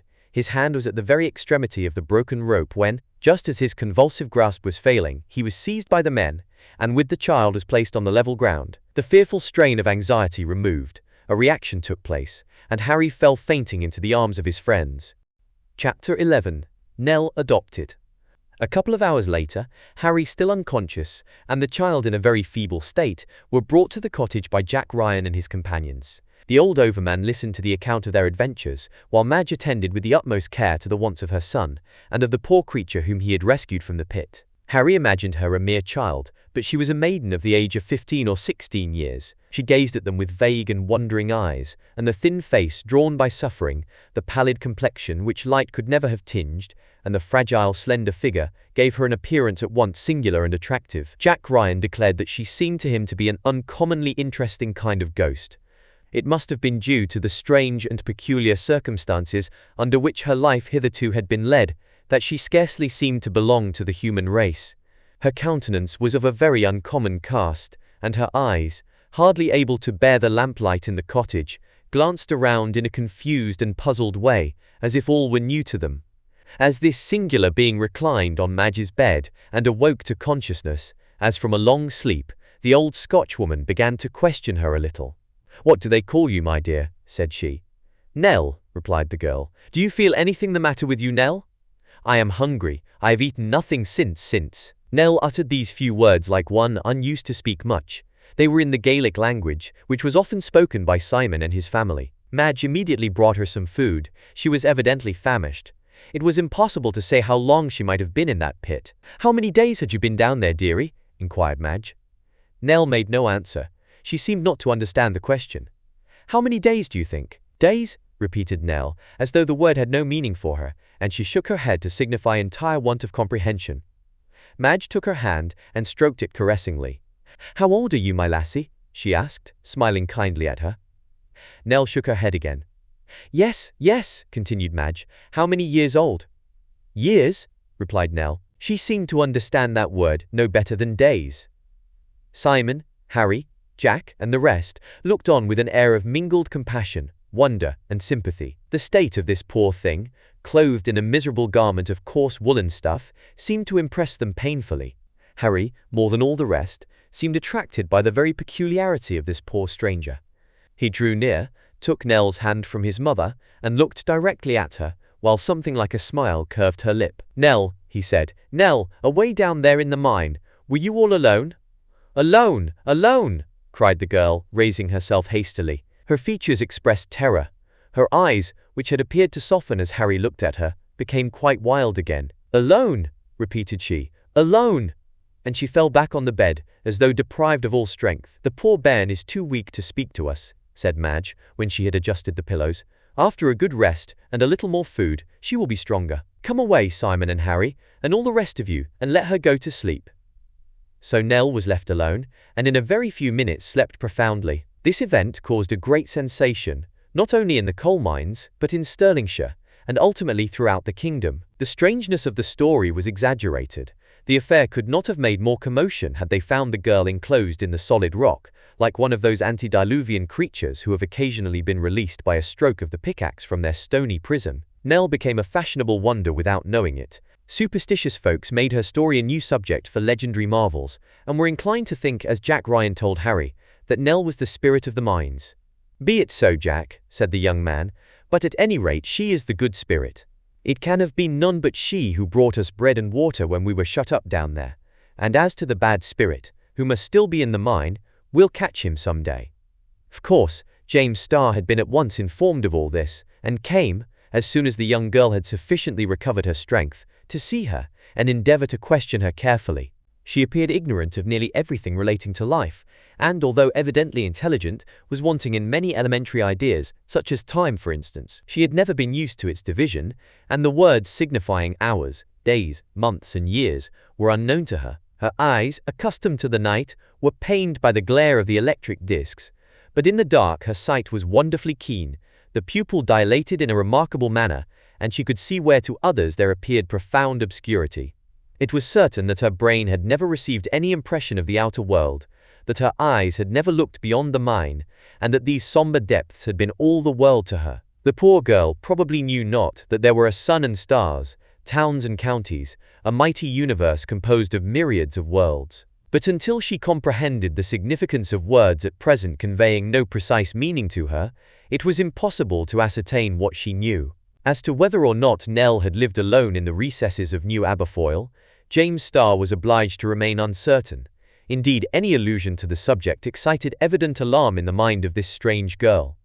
Either Nell could not or would not reply to questions, but that some secret existed in connection with the place, which she could have explained, was manifest. "Should you like to stay with us? Should you like to go back to where we found you?" asked James Starr. "Oh yes," exclaimed the maiden, in answer to his first question. But a cry of terror was all she seemed able to say to the second. James Starr, as well as Simon and Harry Ford, could not help feeling a certain amount of uneasiness with regard to this persistent silence. They found it impossible to forget all that had appeared so inexplicable at the time they made the discovery of the coal mine, and although that was 3 years ago, and nothing new had happened, they always expected some fresh attack on the part of the invisible enemy. They resolved to explore the mysterious well, and did so, well armed and in considerable numbers, but nothing suspicious was to be seen. The shaft communicated with lower stages of the crypt, hollowed out in the carboniferous bed. Many a time did James Starr, Simon and Harry talk over these things. If one or more malevolent beings were concealed in the coal pit, and there concocted mischief, Nell surely could have warned them of it, yet she said nothing. The slightest allusion to her past life brought on such fits of violent emotion that it was judged best to avoid the subject for the present. Her secret would certainly escape her by and by. By the time Nell had been a fortnight in the cottage, she had become a most intelligent and zealous assistant to old Madge. It was clear that she instinctively felt she should remain in the dwelling where she had been so charitably received, and perhaps never dreamt of quitting it. This family was all in all to her, and to the good folks themselves, Nell had seemed an adopted child from the moment when she first came beneath their roof. Nell was in truth a charming creature. Her new mode of existence added to her beauty, for these were no doubt the first happy days of her life, and her heart was full of gratitude towards those to whom she owed them. Madge felt towards her as a mother would. The old woman doted upon her. In short, she was beloved by everybody. Jack Ryan only regretted one thing, which was that he had not saved her himself. Friend Jack often came to the cottage. He sang, and Nell, who had never heard singing before, admired it greatly. But anyone might see that she preferred to Jack's songs the graver conversation of Harry, from whom by degrees she learnt truths concerning the outer world, of which hitherto she had known nothing. It must be said that, since Nell had appeared in her own person, Jack Ryan had been obliged to admit that his belief in hobgoblins was in a measure weakened. A couple of months later his credulity experienced a further shock. About that time, Harry unexpectedly made a discovery which, in part at least, accounted for the apparition of the Fire Maidens among the ruins of Dundonald Castle at Irvine. During several days, he had been engaged in exploring the remote galleries of the prodigious excavation towards the south. At last he scrambled with difficulty up a narrow passage which branched off through the upper rock. To his great astonishment he suddenly found himself in the open air. The passage, after ascending obliquely to the surface of the ground, led out directly among the ruins of Dundonald Castle. There was, therefore, a communication between New Aberfoyle and the hills crowned by this ancient castle. The upper entrance to this gallery, being completely concealed by stones and brushwood, was invisible from without. At the time of their search, therefore, the magistrates had been able to discover nothing. A few days afterwards, James Starr, guided by Harry, came himself to inspect this curious natural opening into the coal mine. "Well," said he, "here is enough to convince the most superstitious among us. Farewell to all their brownies, goblins and fire maidens now." "I hardly think, Mr. Starr, we ought to congratulate ourselves," replied Harry. "Whatever it is we have instead of these things, it can't be better, and may be worse than they are." "That's true, Harry," said the engineer, "but what's to be done? It is plain that, whatever the beings are who hide in the mine, they reach the surface of the earth by this passage. No doubt it was the light of torches waved by them during that dark and stormy night which attracted the Motala towards the rocky coast, and like the wreckers of former days, they would have plundered the unfortunate vessel had it not been for Jack Ryan and his friends. Anyhow, so far it is evident, and here is the mouth of the den. As to its occupants, the question is, are they here still? I say yes, because Nell trembles when we mention them. Yes, because Nell will not, or dare not, speak about them," answered Harry in a tone of decision. Harry was surely in the right. Had these mysterious denizens of the pit abandoned it, or ceased to visit the spot, what reason could the girl have had for keeping silence? James Starr could not rest till he had penetrated this mystery. He foresaw that the whole future of the new excavations must depend upon it. Renewed and strict precautions were therefore taken. The authorities were informed of the discovery of the entrance. Watchers were placed among the ruins of the castle. Harry himself lay hid for several nights in the thickets of brushwood which clothed the hillside. Nothing was discovered. No human being emerged from the opening. So most people came to the conclusion that the villains had been finally dislodged from the mine, and that, as to Nell, they must suppose her to be dead at the bottom of the shaft where they had left her. While it remained unworked, the mine had been a safe enough place of refuge, secure from all search or pursuit. But now, circumstances being altered, it became difficult to conceal this lurking place, and it might reasonably be hoped they were gone, and that nothing for the future was to be dreaded from them.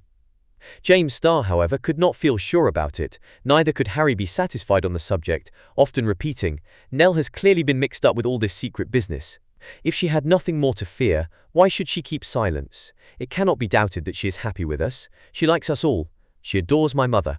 Her absolute silence as to her former life, when by speaking out she might benefit us, proves to me that some awful secret, which she dares not reveal, weighs on her mind. It may also be that she believes it better for us, as well as for herself, that she should remain mute in a way otherwise so unaccountable." In consequence of these opinions, it was agreed by common consent to avoid all allusion to the maiden's former mode of life. One day, however, Harry was led to make known to Nell what James Starr, his father, mother, and himself believed they owed to her interference.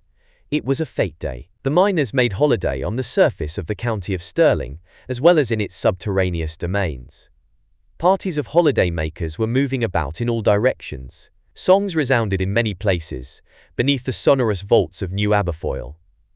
Harry and Nell left the cottage and slowly walked along the left bank of Loch Malcolm. Then the electric brilliance darted less vividly, and the rays were interrupted with fantastic effect by the sharp angles of the picturesque rocks which supported the dome. This imperfect light suited Nell, to whose eyes a glare was very unpleasant. "Nell," said Harry, "your eyes are not fit for daylight yet, and could not bear the brightness of the sun." "Indeed they could not," replied the girl, "if the sun is such as you describe it to me, Harry. I cannot, by any words, Nell, give you an idea either of his splendor or of the beauty of that universe which your eyes have never beheld. But tell me, is it really possible that since the day when you were born in the depths of the coal mine, you never once have been up to the surface of the earth?" "Never once, Harry," said she.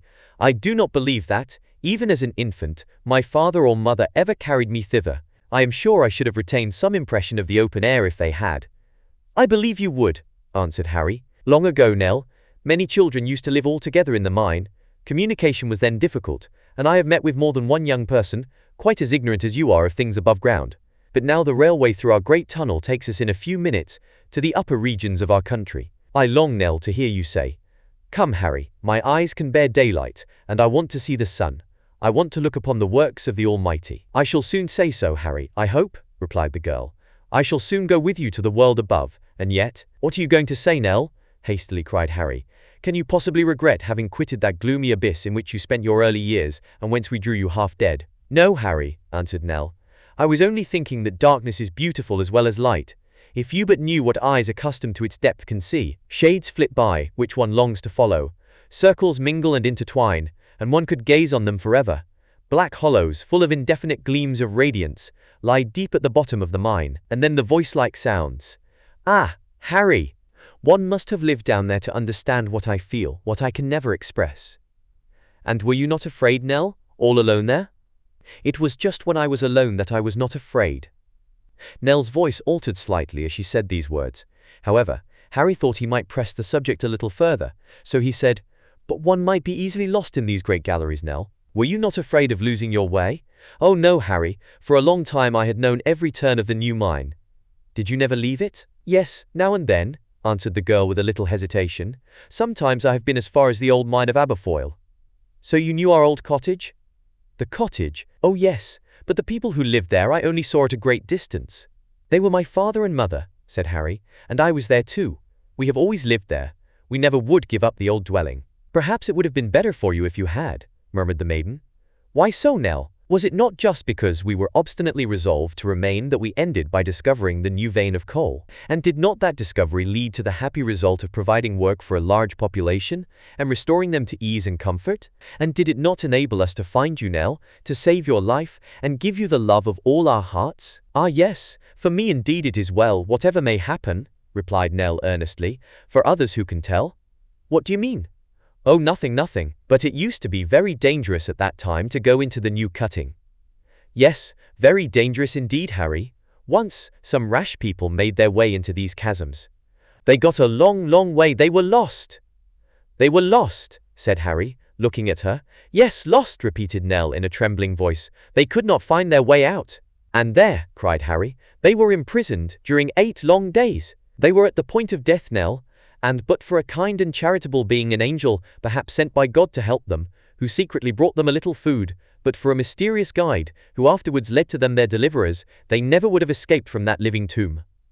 "And how do you know about that?" demanded the girl. "Because those men were James Starr, my father, and myself, Nell." Nell looked up hastily, seized the young man's hand, and gazed so fixedly into his eyes that his feelings were stirred to their depths. "You were there?" at last she uttered. "I was indeed," said Harry after a pause, "and she to whom we owe our lives can have been none other than yourself, Nell." Nell hid her face in her hands without speaking. Harry had never seen her so much affected. "Those who saved your life, Nell," added he in a voice tremulous with emotion, "already owed theirs to you. Do you think they will ever forget it?" Chapter 13. On the Revolving Ladder. The mining operations at New Aberfoyle continued to be carried on very successfully. As a matter of course, the engineer, James Starr, as well as Simon Ford, the discoverers of this rich carboniferous region, shared largely in the profits. In time, Harry became a partner. But he never thought of quitting the cottage. He took his father's place as overman, and diligently superintended the works of this colony of miners. Jack Ryan was proud and delighted at the good fortune which had befallen his comrade. He himself was getting on very well also. They frequently met, either at the cottage or at the works in the pit. Jack did not fail to remark the sentiments entertained by Harry towards Nell. Harry would not confess to them, but Jack only laughed at him when he shook his head and tried to deny any special interest in her. It must be noted that Jack Ryan had the greatest possible wish to be of the party when Nell should pay her first visit to the upper surface of the county of Stirling. He wished to see her wonder and admiration on first beholding the yet unknown face of nature. He very much hoped that Harry would take him with them when the excursion was made. As yet, however, the latter had made no proposal of the kind to him, which caused him to feel a little uneasy as to his intentions. One morning, Jack Ryan was descending through a shaft, which led from the surface to the lower regions of the pit. He did so by means of one of those ladders which, continually revolving by machinery, enabled persons to ascend and descend without fatigue. This apparatus had lowered him about 150 feet, when at a narrow landing place he perceived Harry, who was coming up to his labors for the day. "Well met, my friend," cried Jack, recognizing his comrade by the light of the electric lamps. "Ah, Jack," replied Harry, "I am glad to see you. I've got something to propose." "I can listen to nothing till you tell me how Nell is," interrupted Jack Ryan. "Nell is all right, Jack, so much so, in fact, that I hope in a month or 6 weeks to marry her, Harry." "Jack, you don't know what you are talking about." "Ah, that's very likely, but I know quite well what I shall do." "What will you do?" "Marry her myself if you don't, so look sharp," laughed Jack. "By St. Mungo, I think an immense deal of bonny Nell. A fine young creature like that, who has been brought up in the mine, is just the very wife for a miner. She is an orphan, so am I, and if you don't care much for her, and if she will have me—" Harry looked gravely at Jack, and let him talk on without trying to stop him. "Don't you begin to feel jealous, Harry?"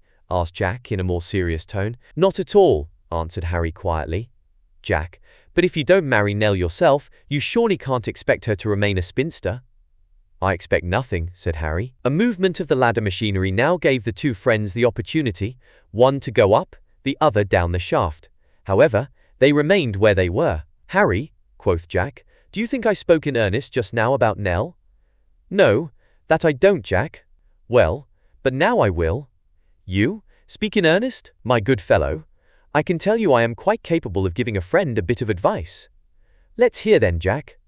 "Well, look here, you love Nell as heartily as she deserves. Old Simon, your father, and old Madge, your mother, both love her, as if she were their daughter.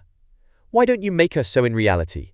Why don't you marry her?" "Come, Jack," said Harry, "you are running on as if you knew how Nell felt on the subject." "Everybody knows that," replied Jack, "and therefore it is impossible to make you jealous of any of us. But here goes the ladder again. I'm off." "Stop a minute, Jack," cried Harry, detaining his companion, who was stepping onto the moving staircase. "I say, you seem to mean me to take up my quarters here altogether. Do be serious, and listen, Jack, I want to speak in earnest myself now." "Well, I'll listen till the ladder moves again, not a minute longer." "Jack," resumed Harry, "I need not pretend that I do not love Nell. I wish above all things to make her my wife." That's all right, but for the present I have scruples of conscience as to asking her to make me a promise, which would be irrevocable. What can you mean, Harry? I mean just this. That, it being certain Nell has never been outside this coal mine in the very depths of which she was born, it stands to reason that she knows nothing, and can comprehend nothing of what exists beyond it. Her eyes, yes, and perhaps also her heart, have everything yet to learn. Who can tell what her thoughts will be, when perfectly new impressions shall be made upon her mind? As yet she knows nothing of the world, and to me it would seem like deceiving her, if I led her to decide in ignorance, upon choosing to remain all her life in the coal mine. Do you understand me, Jack? Yes, pretty well. What I understand best is that you are going to make me miss another turn of the ladder. Jack, replied Harry gravely, if this machinery were to stop altogether, if this landing place were to fall beneath our feet, you must and shall hear what I have to say. Well done, Harry. That's how I like to be spoken to. Let's settle then that, before you marry Nell, she shall go to school in Old Reekie. No indeed, Jack. I am perfectly able myself to educate the person who is to be my wife. Sure, that will be a great deal better, Harry. But first of all, resumed Harry, I wish that Nell should gain a real knowledge of the upper world. To illustrate my meaning, Jack, suppose you were in love with a blind girl, and someone said to you, in a month's time her sight will be restored. Would you not wait till after she was cured to marry her? Faith, to be sure I would, exclaimed Jack. Well, Jack, Nell is at present blind, and before she marries me, I wish her to see what I am, and what the life really is to which she would bind herself. In short, she must have daylight let in upon the subject. Well said, Harry. Very well said indeed, cried Jack. Now I see what you are driving at, and when may we expect the operation to come off? In a month, Jack, replied Harry. Nell is getting used to the light of our reflectors. That is some preparation. In a month she will, I hope, have seen the earth and its wonders, the sky and its splendors. She will perceive that the limits of the universe are boundless. But while Harry was thus giving the rein to his imagination, Jack Ryan, quitting the platform, had leaped on the step of the moving machinery. Hello, Jack, where are you? Far beneath you, laughed the merry fellow. While you soar to the heights, I plunge into the depths. Fare ye well, Jack, returned Harry, himself laying hold of the rising ladder. Mind you say nothing about what I have been telling you. Not a word, shouted Jack, but I make one condition. What is that? That I may be one of the party when Nell's first excursion to the face of the earth comes off. So you shall, Jack, I promise you. A fresh throb of the machinery placed a yet more considerable distance between the friends. Their voices sounded faintly to each other. Harry, however, could still hear Jack shouting, I say, do you know what Nell will like better than either sun, moon or stars, after she's seen the whole of them? No, Jack. Why, you yourself, old fellow, still you, always you. And Jack's voice died away in a prolonged hurrah. Harry, after this, applied himself diligently, during all his spare time, to the work of Nell's education. He taught her to read and to write, and such rapid progress did she make, it might have been said that she learnt by instinct. Never did keen intelligence more quickly triumph over utter ignorance. It was the wonder of all beholders. Simon and Madge became every day more and more attached to their adopted child, whose former history continued to puzzle them a good deal. They plainly saw the nature of Harry's feelings towards her, and were far from displeased thereat. They recollected that Simon had said to the engineer on his first visit to the old cottage, "How can our son ever think of marrying? Where could a wife possibly be found suitable for a lad whose whole life must be passed in the depths of a coal mine?" Well, now it seemed as if the most desirable companion in the world had been led to him by Providence. Was not this like a blessing direct from heaven? So the old man made up his mind that, if the wedding did take place, the miners of New Aberfoyle should have a merrymaking at Coaltown, which they would never during their lives forget. Simon Ford little knew what he was saying. It must be remarked that another person wished for this union of Harry and Nell as much as Simon did, and that was James Starr, the engineer. Of course he was really interested in the happiness of the two young people. But another motive, connected with wider interests, influenced him to desire it.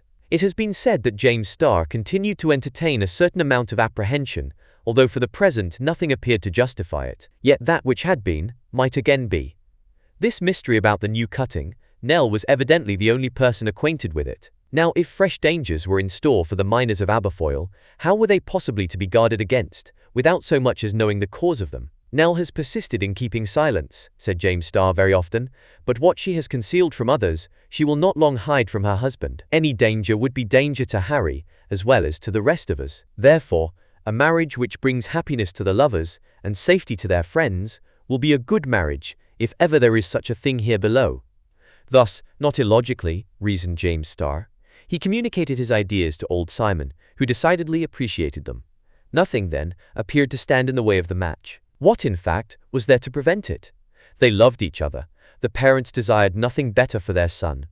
Harry's comrades envied his good fortune, but freely acknowledged that he deserved it. The maiden depended on no one else, and had but to give the consent of her own heart. Why then, if there were none to place obstacles in the way of this union? Why, as night came on, and, the labors of the day being over, the electric lights in the mine were extinguished, and all the inhabitants of Coal Town at rest within their dwellings?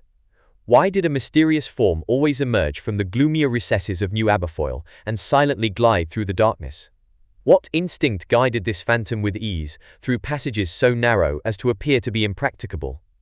Why should the strange being, with eyes flashing through the deepest darkness, come cautiously creeping along the shores of Lake Malcolm? Why so directly make his way towards Simon's cottage, yet so carefully as hitherto to avoid notice? Why, bending towards the windows, did he strive to catch, by listening, some fragment of the conversation within the closed shutters? And, on catching a few words, why did he shake his fist with a menacing gesture towards the calm abode, while from between his set teeth issued these words in muttered fury, "She and he, never, never"? Chapter 14. A Sunrise. A month after this, on the evening of the 20th of August, Simon Ford and Madge took leave, with all manner of good wishes, of 4 tourists, who were setting forth from the cottage. James Starr, Harry, and Jack Ryan were about to lead Nell's steps over yet untrodden paths, and to show her the glories of nature by a light to which she was as yet a stranger. The excursion was to last for 2 days. James Starr, as well as Harry, considered that during these 48 hours spent above ground, the maiden would be able to see everything of which she must have remained ignorant in the gloomy pit. All the varied aspects of the globe, towns, plains, mountains, rivers, lakes, gulfs and seas would pass, panorama-like, before her eyes. In that part of Scotland lying between Edinburgh and Glasgow, nature would seem to have collected and set forth specimens of every one of these terrestrial beauties. As to the heavens, they would be spread abroad as over the whole earth, with their changeful clouds, serene or veiled moon, their radiant sun and clustering stars. The expedition had been planned so as to combine a view of all these things.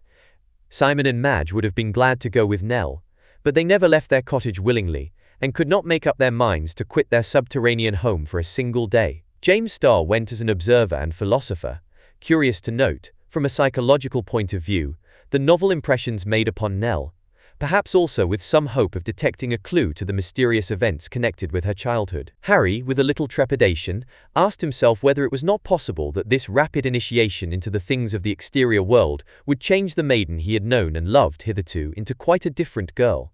As for Jack Ryan, he was as joyous as a lark rising in the first beams of the sun.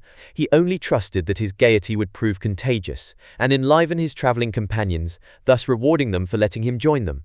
Nell was pensive and silent. James Starr had decided, very sensibly, to set off in the evening. It would be very much better for the girl to pass gradually from the darkness of night to the full light of day, and that would in this way be managed, since between midnight and noon she would experience the successive phases of shade and sunshine, to which her sight had to get accustomed.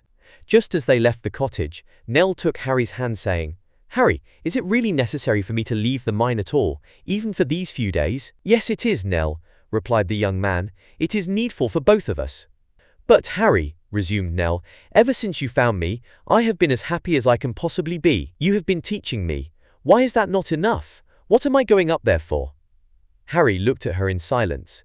Nell was giving utterance to nearly his own thoughts. "My child," said James Starr, "I can well understand the hesitation you feel, but it will be good for you to go with us. Those who love you are taking you, and they will bring you back again. Afterwards you will be free, if you wish it, to continue your life in the coal mine, like old Simon, and Madge, and Harry. But at least you ought to be able to compare what you give up with what you choose, then decide freely. Come." "Come, dear Nell," cried Harry. "Harry, I am willing to follow you," replied the maiden. At 9 o'clock, the last train through the tunnel started to convey Nell and her companions to the surface of the earth. 20 minutes later, they alighted on the platform where the branch line to New Aberfoyle joins the railway from Dumbarton to Stirling. The night was already dark. From the horizon to the zenith, light vapory clouds hurried through the upper air, driven by a refreshing northwesterly breeze. The day had been lovely, the night promised to be so likewise.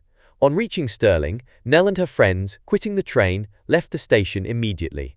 Just before them, between high trees, they could see a road which led to the banks of the River Forth. The first physical impression on the girl was the purity of the air inhaled eagerly by her lungs. "Breathe it freely, Nell," said James Starr. "It is fragrant with all the scents of the open country." "What is all that smoke passing over our heads?" inquired Nell. "Those are clouds," answered Harry, "blown along by the westerly wind." "Ah," said Nell, "how I should like to feel myself carried along in that silent whirl. And what are those shining sparks which glance here and there between rents in the clouds?" "Those are the stars I have told you about, Nell. So many suns they are, so many centers of worlds like our own, most likely." The constellations became more clearly visible as the wind cleared the clouds from the deep blue of the firmament. Nell gazed upon the myriad stars which sparkled overhead. "But how is it," she said at length, "that if these are suns, my eyes can endure their brightness?" "My child," replied James Starr, "they are indeed suns, but suns at an enormous distance. The nearest of these millions of stars whose rays can reach us is Vega, that star in Lyra which you observe near the zenith, and that is 50,000 millions of leagues distant. Its brightness, therefore, cannot affect your vision. But our own sun, which will rise tomorrow, is only distant 38 millions of leagues, and no human eye can gaze fixedly upon that, for it is brighter than the blaze of any furnace. But come, Nell, come." They pursued their way, James Starr leading the maiden, Harry walking by her side, while Jack Ryan roamed about like a young dog, impatient of the slow pace of his masters. The road was lonely. Nell kept looking at the great trees, whose branches, waving in the wind, made them seem to her like giants gesticulating wildly. The sound of the breeze in the treetops, the deep silence during a lull, the distant line of the horizon, which could be discerned when the road passed over open levels, all these things filled her with new sensations and left lasting impressions on her mind. After some time she ceased to ask questions, and her companions respected her silence, not wishing to influence by any words of theirs the girl's highly sensitive imagination, but preferring to allow ideas to arise spontaneously in her soul. At about 11:30 they gained the banks of the River Forth. There a boat, chartered by James Starr, awaited them. In a few hours it would convey them all to Grantham. Nell looked at the clear water which flowed up to her feet, as the waves broke gently on the beach, reflecting the starlight. "Is this a lake?" said she. "No," replied Harry, "it is a great river flowing towards the sea, and soon opening so widely as to resemble a gulf. Taste a little of the water in the hollow of your hand, Nell, and you will perceive that it is not sweet like the waters of Lake Malcolm." The maiden bent towards the stream, and raising a little water to her lips, "This is quite salt," said she. "Yes, the tide is full. The sea-water flows up the river as far as this," answered Harry. "Oh, Harry, Harry!" exclaimed the maiden. "What can that red glow on the horizon be? Is it a forest on fire?" "No, it is the rising moon, Nell." "To be sure, that's the moon," cried Jack Ryan. "A fine big silver plate, which the spirits of air hand round and round the sky, to collect the stars in, like money." "Why, Jack," said the engineer, laughing, "I had no idea you could strike out such bold comparisons." "Well, but, Mr. Starr, it is a just comparison. Don't you see the stars disappear as the moon passes on? So I suppose they drop into it." "What you mean to say, Jack, is that the superior brilliancy of the moon eclipses that of stars of the 6th magnitude. Therefore they vanish as she approaches." "How beautiful all this is," repeated Nell again and again, with her whole soul in her eyes. "But I thought the moon was round." "So she is, when full," said James Starr. "That means when she is just opposite to the sun. But tonight the moon is in the last quarter, shorn of her just proportions, and friend Jack's grand silver plate looks more like a barber's basin." "Oh, Mr. Starr, what a base comparison!" he exclaimed. "I was just going to begin a sonnet to the moon, but your barber's basin has destroyed all chance of an inspiration." Gradually the moon ascended the heavens.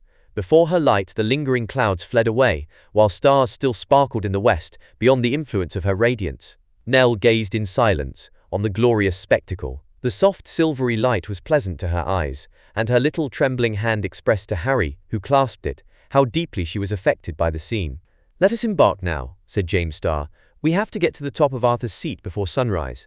The boat was moored to a post on the bank. A boatman awaited them. Nell and her friends took their seats. The sail was spread. It quickly filled before the northwesterly breeze, and they sped on their way. What a new sensation was this for the maiden! She had been rowed on the waters of Lake Malcolm, but the oar, handled ever so lightly by Harry, always betrayed effort on the part of the oarsman. Now, for the first time, Nell felt herself borne along with a gliding movement, like that of a balloon through the air. The water was smooth as a lake, and Nell reclined in the stern of the boat, enjoying its gentle rocking. Occasionally, the effect of the moonlight on the waters was as though the boat sailed across a glittering silver field. Little wavelets rippled along the banks. It was enchanting. At length Nell was overcome with drowsiness. Her eyelids drooped. Her head sank on Harry's shoulder. She slept. Harry, sorry that she should miss any of the beauties of this magnificent night, would have aroused her. "Let her sleep," said the engineer. "She will better enjoy the novelties of the day after a couple of hours' rest." At 2 o'clock in the morning, the boat reached Granton Pier. Nell awoke. "Have I been asleep?" inquired she. "No, my child," said James Starr. "You have been dreaming that you slept, that's all." The night continued clear. The moon, riding in mid-heaven, diffused her rays on all sides. In the little port of Granton lay 2 or 3 fishing boats. They rocked gently on the waters of the Firth. The wind fell as the dawn approached. The atmosphere, clear of mists, promised one of those fine autumn days, so delicious on the seacoast. A soft, transparent film of vapor lay along the horizon. The first sunbeam would dissipate it. To the maiden, it exhibited that aspect of the sea which seems to blend it with the sky. Her view was now enlarged, without producing the impression of the boundless infinity of ocean. Harry taking Nell's hand, they followed James Starr and Jack Ryan, as they traversed the deserted streets. To Nell, this suburb of the capital appeared only a collection of gloomy dark houses, just like Coal Town, only that the roof was higher and gleamed with small lights. She stepped lightly forward and easily kept pace with Harry. "Are you not tired, Nell?" asked he, after half an hour's walking. "No, my feet seem scarcely to touch the earth," returned she. "This sky above us seems so high up, I feel as if I could take wing and fly." "I say, keep hold of her," cried Jack Ryan. "Our little Nell is too good to lose. I feel just as you describe, though, myself, when I have not left the pit for a long time. It is when we no longer experience the oppressive effect of the vaulted rocky roof above Coal Town," said James Starr, "that the spacious firmament appears to us like a profound abyss, into which we have, as it were, a desire to plunge. Is that what you feel, Nell?" "Yes, Mr. Starr, it is exactly like that," said Nell. "It makes me feel giddy." "Ah, you will soon get over that, Nell," said Harry. "You will get used to the outer world, and most likely forget all about our dark coal pit." "No, Harry, never," said Nell, and she put her hand over her eyes, as though she would recall the remembrance of everything she had lately quitted. Between the silent dwellings of the city, the party passed along Leith Walk, and went round the Calton Hill, where stood, in the light of the grey dawn, the buildings of the Observatory and Nelson's Monument. By Regent's Bridge and the North Bridge, they at last reached the lower extremity of the Canongate. The town still lay wrapped in slumber. Nell pointed to a large building in the centre of an open space, asking, "What great confused mass is that?" "That confused mass, Nell, is the palace of the ancient kings of Scotland. That is Holyrood, where many a sad scene has been enacted. The historian can here invoke many a royal shade, from those of the early Scottish kings to that of the unhappy Mary Stuart and the French king, Charles X. When day breaks, however, Nell, this palace will not look so very gloomy. Holyrood, with its 4 embattled towers, is not unlike some handsome country house. But let us pursue our way.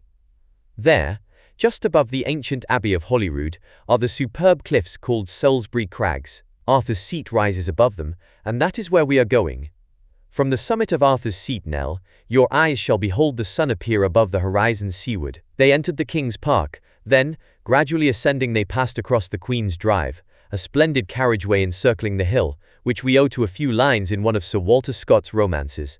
Arthur's Seat is in truth only a hill, 750 feet high, which stands alone amid surrounding heights. In less than half an hour, by an easy winding path, James Starr and his party reached the crest of the Crouching Lion, which, seen from the west, Arthur's Seat so much resembles. There, all 4 seated themselves, and James Starr, ever ready with quotations from the great Scottish novelist, simply said, "Listen to what is written by Sir Walter Scott in the 8th chapter of The Heart of Midlothian. If I were to choose a spot from which the rising or setting sun could be seen to the greatest possible advantage, it would be from this neighborhood. Now watch, Nell. The sun will soon appear, and for the first time you will contemplate its splendor." The maiden turned her eyes eastward. Harry, keeping close beside her, observed her with anxious interest. Would the first beams of day overpower her feelings? All remained quiet, even Jack Ryan. A faint streak of pale rose tinted the light vapors of the horizon. It was the first ray of light attacking the laggards of the night. Beneath the hill lay the silent city, massed confusedly in the twilight of dawn. Here and there lights twinkled among the houses of the old town. Westward rose many hilltops, soon to be illuminated by tips of fire. Now the distant horizon of the sea became more plainly visible. The scale of colors fell into the order of the solar. Every instant they increased in intensity. Rose color became red. Red became fiery. Daylight dawned. Nell now glanced towards the city, of which the outlines became more distinct. Lofty monuments, slender steeples emerged from the gloom. A kind of ashy light was spread abroad. At length, one solitary ray struck on the maiden's sight. It was that ray of green which, morning or evening, is reflected upwards from the sea when the horizon is clear. An instant afterwards Nell turned, and pointing towards a bright, prominent point in the new town. "Fire!" cried she. "No, Nell, that is no fire," said Harry. "The sun has touched with gold the top of Sir Walter Scott's monument." And indeed, the extreme point of the monument blazed like the light of a pharos. It was day. The sun arose. His disk seemed to glitter as though he indeed emerged from the waters of the sea. Appearing at first very large from the effects of refraction, he contracted as he rose and assumed the perfectly circular form. Soon no eye could endure the dazzling splendor. It was as though the mouth of a furnace was opened through the sky. Nell closed her eyes, but her eyelids could not exclude the glare, and she pressed her fingers over them. Harry advised her to turn in the opposite direction. "Oh no," said she, "my eyes must get used to look at what yours can bear to see." Even through her hands, Nell perceived a rosy light, which became more white as the sun rose above the horizon. As her sight became accustomed to it, her eyelids were raised, and at length her eyes drank in the light of day. The good child knelt down, exclaiming, "O Lord God, how beautiful is thy creation!" Then she rose and looked around. At her feet extended the panorama of Edinburgh, the clear distinct lines of streets in the new town, and the irregular mass of houses, with their confused network of streets and lanes, which constitutes Auld Reekie, properly so called. Two heights commanded the entire city: Edinburgh Castle, crowning its huge basaltic rock, and the Calton Hill, bearing on its rounded summit, among other monuments, ruins built to represent those of the Parthenon at Athens. Fine roadways led in all directions from the capital. To the north, the coast of the noble Firth of Forth was indented by a deep bay, in which could be seen the seaport town of Leith, between which and this modern Athens of the north ran a street, straight as that leading to the Piraeus. Beyond the wide firth could be seen the soft outlines of the county of Fife, while beneath the spectator stretched the yellow sands of Portobello and Newhaven. Nell could not speak. Her lips murmured a word or two indistinctly. She trembled, became giddy, her strength failed her. Overcome by the purity of the air and the sublimity of the scene, she sank fainting into Harry's arms, who, watching her closely, was ready to support her. The youthful maiden, hitherto entombed in the massive depths of the earth, had now obtained an idea of the universe, of the works both of God and of man. She had looked upon town and country, and beyond these, into the immensity of the sea, the infinity of the heavens. Chapter 15. Loch Lomond and Loch Katrine. Harry bore Nell carefully down the steeps of Arthur's Seat, and, accompanied by James Starr and Jack Ryan, they reached Lambert's Hotel. There a good breakfast restored their strength, and they began to make further plans for an excursion to the Highland Lakes. Nell was now refreshed, and able to look boldly forth into the sunshine, while her lungs with ease inhaled the free and healthful air. Her eyes learned gladly to know the harmonious varieties of color as they rested on the green trees, the azure skies, and all the endless shades of lovely flowers and plants. The railway train, which they entered at the Waverley station, conveyed Nell and her friends to Glasgow. There, from the new bridge across the Clyde, they watched the curious sea-like movement of the river. After a night's rest at Comrie's Royal Hotel, they betook themselves to the terminus of the Edinburgh and Glasgow Railway, from whence a train would rapidly carry them, by way of Dumbarton and Balloch, to the southern extremity of Loch Lomond. Now for the land of Rob Roy and Fergus McIvor, the scenery immortalized by the poetical descriptions of Walter Scott, exclaimed James Starr. "You don't know this country, Jack?" "Only by its songs, Mr. Starr," replied Jack, "and judging by those, it must be grand." So it is, cried the engineer, "and our dear Nell shall see it to the best advantage." A steamboat, the Sinclair by name, awaited tourists about to make the excursion to the lakes. Nell and her companions went on board. The day had begun in brilliant sunshine, free from the British fogs which so often veil the skies. The passengers were determined to lose none of the beauties of nature to be displayed during the 30 miles voyage. Nell, seated between James Starr and Harry, drank in with every faculty the magnificent poetry with which lovely Scottish scenery is fraught. Numerous small isles and islets soon appeared, as though thickly sown on the bosom of the lake. The Sinclair steamed her way among them, while between them glimpses could be had of quiet valleys, or wild rocky gorges on the mainland. "Nell," said James Starr, "every island here has its legend, perhaps its song, as well as the mountains which overshadow the lake. One may, without much exaggeration, say that the history of this country is written in gigantic characters of mountains and islands." Nell listened, but these fighting stories made her sad. Why all that bloodshed on plains which to her seemed enormous, and where surely there must have been room for everybody? The shores of the lake form a little harbour at Luss. Nell could for a moment catch sight of the old tower of its ancient castle. Then, the Sinclair turning northward, the tourists gazed upon Ben Lomond, towering nearly 3,000 feet above the level of the lake. "Oh, what a noble mountain!" cried Nell. "What a view there must be from the top!" "Yes, Nell," answered James Starr. "See how haughtily its peak rises from amidst the thicket of oaks, birches and heather, which clothe the lower portion of the mountain. From thence one may see 2/3 of Old Caledonia. This eastern side of the lake was the special abode of the clan MacGregor. At no great distance, the struggles of the Jacobites and Hanoverians repeatedly dyed with blood these lonely glens. Over these scenes shines the pale moon, called in old ballads Macfarlane's lantern. Among these rocks still echo the immortal names of Rob Roy and MacGregor Campbell. As the Sinclair advanced along the base of the mountain, the country became more and more abrupt in character. Trees were only scattered here and there. Among them were the willows, slender wands of which were formerly used for hanging persons of low degree. "To economize hemp," remarked James Starr, "the lake narrowed very much as it stretched northwards." The steamer passed a few more islets, Inveruglas, Eilad Howe, where stand some ruins of a stronghold of the clan Macfarlane. At length, the head of the loch was reached, and the Sinclair stopped at Inversnaid. Leaving Loch Arklet on the left, a steep ascent led to the inn of Stronaclacar, on the banks of Loch Katrine. There, at the end of a light pier, floated a small steamboat, named, as a matter of course, the Rob Roy.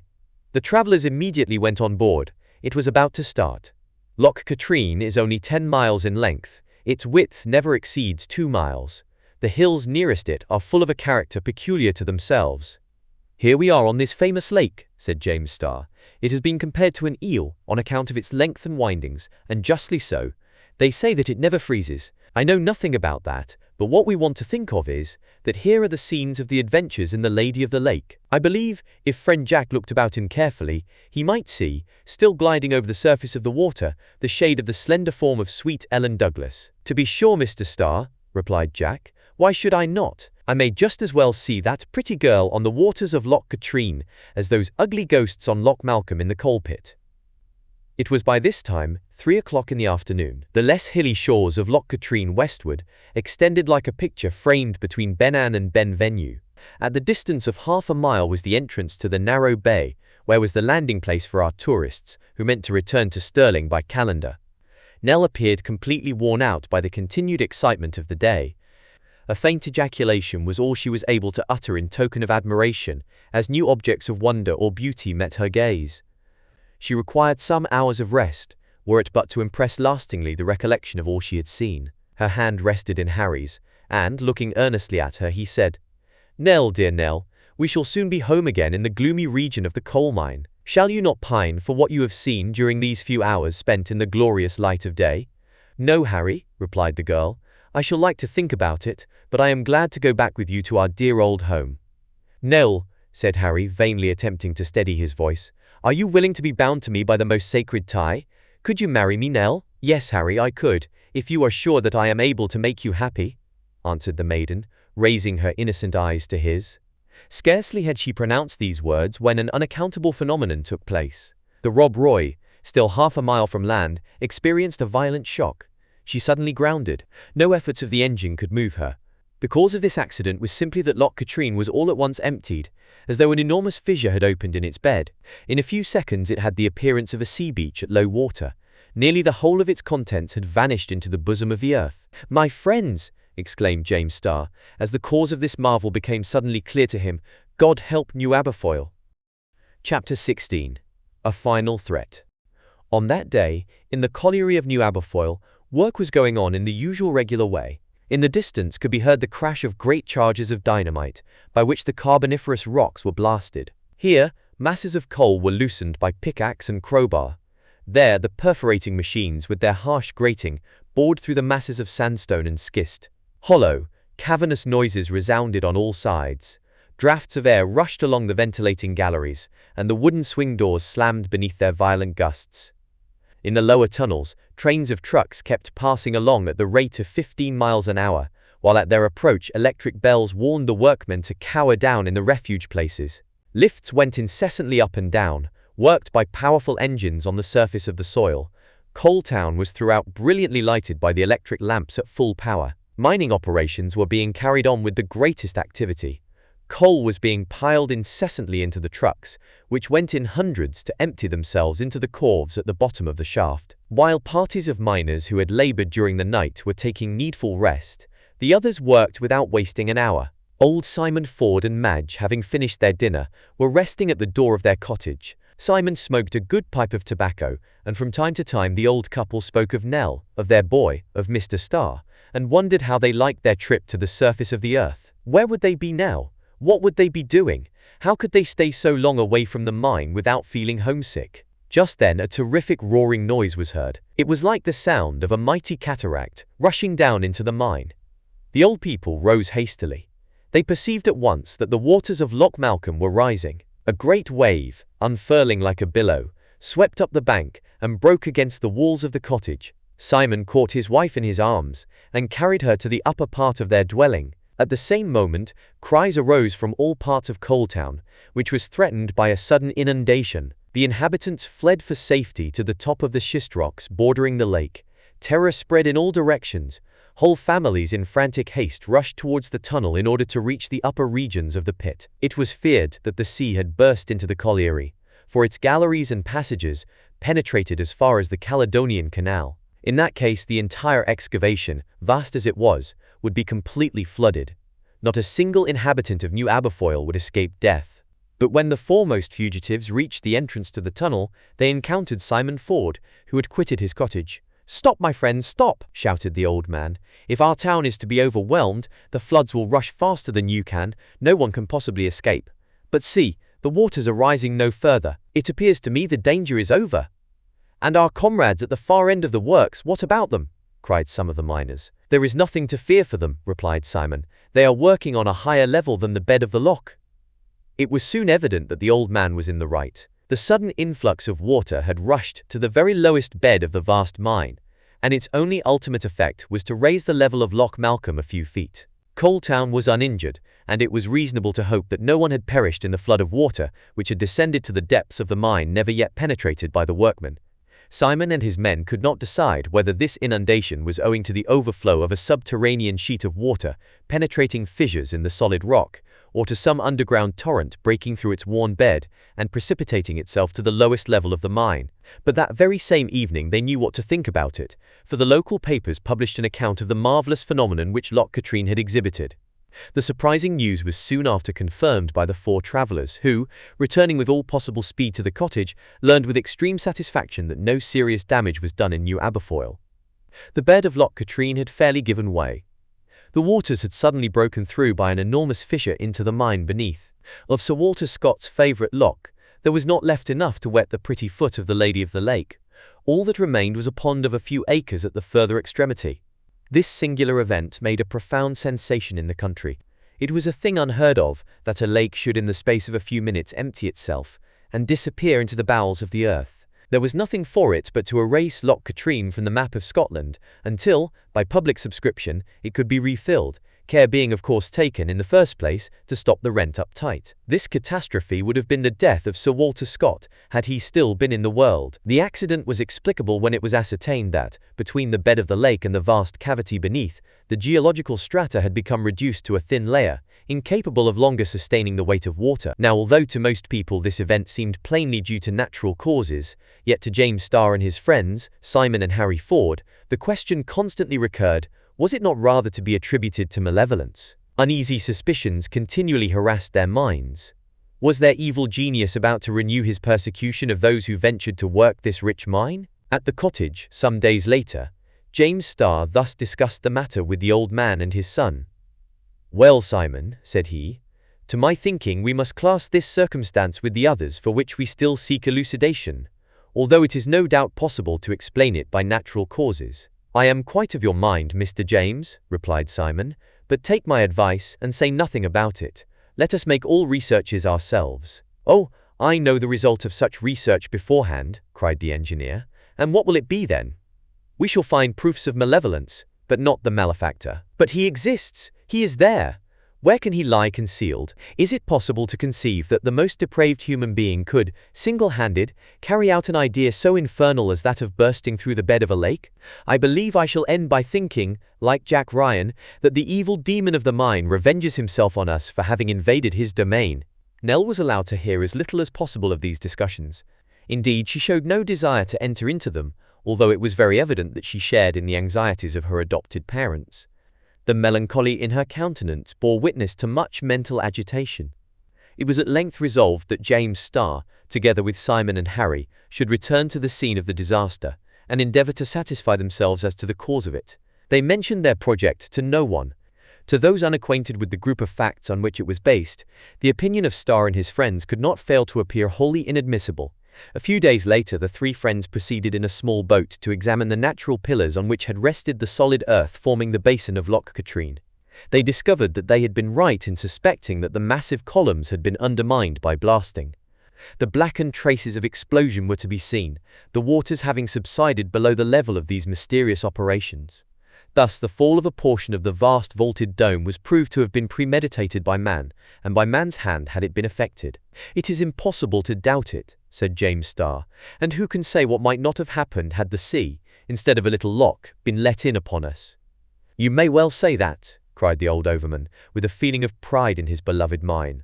"For nothing less than a sea would have drowned our Aberfoyle. But once more, what possible interest could any human being have in the destruction of our works?" "It is quite incomprehensible," replied James Starr. "This case is something perfectly unlike that of a band of common criminals, who, concealing themselves in dens and caves, go forth to rob and pillage the surrounding country. The evil deeds of such men would certainly, in the course of 3 years, have betrayed their existence and lurking places. Neither can it be, as I sometimes used to think, that smugglers or coiners carried on their illegal practices in some distant and unknown corner of these prodigious caverns, and were consequently anxious to drive us out of them. But no one coins false money or obtains contraband goods only to conceal them. Yet it is clear that an implacable enemy has sworn the ruin of New Aberfoyle, and that some interest urges him to seek in every possible way to wreak his hatred upon us. He appears to be too weak to act openly, and lays his schemes in secret, but displays such intelligence as to render him a most formidable foe. My friends, he must understand better than we do the secrets of our domain, since he has all this time eluded our vigilance. He must be a man experienced in mining, skilled beyond the most skillful." "That's certain, Simon. We have proof enough of that. Let me see. Have you never had a personal enemy to whom your suspicions might point? Think well. There is such a thing as hatred which time never softens. Go back to recollections of your earliest days. What befalls us appears the work of a stern and patient will, and to explain it demands every effort of thought and memory." Simon did not answer immediately, his mind evidently engaged in a close and candid survey of his past life. Presently, raising his head, "No," said he, "no. Heaven be my witness, neither Madge nor I have ever injured anybody. We cannot believe that we have a single enemy in the world." "Ah, if Nell would only speak!" cried the engineer. "Mr. Starr and you, father," said Harry, "I do beg of you to keep silence on this matter, and not to question my poor Nell. I know she is very anxious and uneasy, and I feel positive that some great secret painfully oppresses her heart. Either she knows nothing it would be of any use for us to hear, or she considers it her duty to be silent. It is impossible to doubt her affection for us, for all of us. If at a future time she informs me of what she has hitherto concealed from us, you shall know about it immediately." "So be it then, Harry," answered the engineer, "and yet I must say Nell's silence, if she knows anything, is to me perfectly inexplicable." Harry would have continued her defense, but the engineer stopped him, saying, "All right, Harry, We promise to say no more about it to your future wife. With my father's consent she shall be my wife without further delay."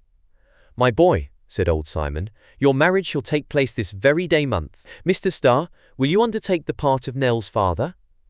"You may reckon upon me for that, Simon," answered the engineer. They then returned to the cottage but said not a word of the result of their examinations in the mine, so that to the rest of its inhabitants, the bursting in of the vaulted roof of the caverns continued to be regarded as a mere accident. There was but a lock the less in Scotland. Nell gradually resumed her customary duties, and Harry made good use of her little visit to the upper air in the instructions he gave her. She enjoyed the recollections of life above ground, yet without regretting it. The sombre region she had loved as a child, and in which her wedded life would be spent, was as dear to her as ever. The approaching marriage created great excitement in New Aberfoyle. Good wishes poured in on all sides, and foremost among them were Jack Ryan's. He was detected busily practicing his best songs in preparation for the great day, which was to be celebrated by the whole population of Coaltown. During the month preceding the wedding day, there were more accidents occurring in New Aberfoyle than had ever been known in the place. One would have thought the approaching union of Harry and Nell actually provoked one catastrophe after another. These misfortunes happened chiefly at the further and lowest extremity of the works, and the cause of them was always in some way mysterious. Thus, for instance, the woodwork of a distant gallery was discovered to be in flames, which were extinguished by Harry and his companions at the risk of their lives, by employing engines filled with water and carbonic acid, always kept ready in case of necessity. The lamp used by the incendiary was found, but no clue whatever as to who he could be. Another time, an inundation took place in consequence of the stanchions of a water tank giving way, and Mr. Starr ascertained beyond a doubt that these supports had first of all been partially sawn through.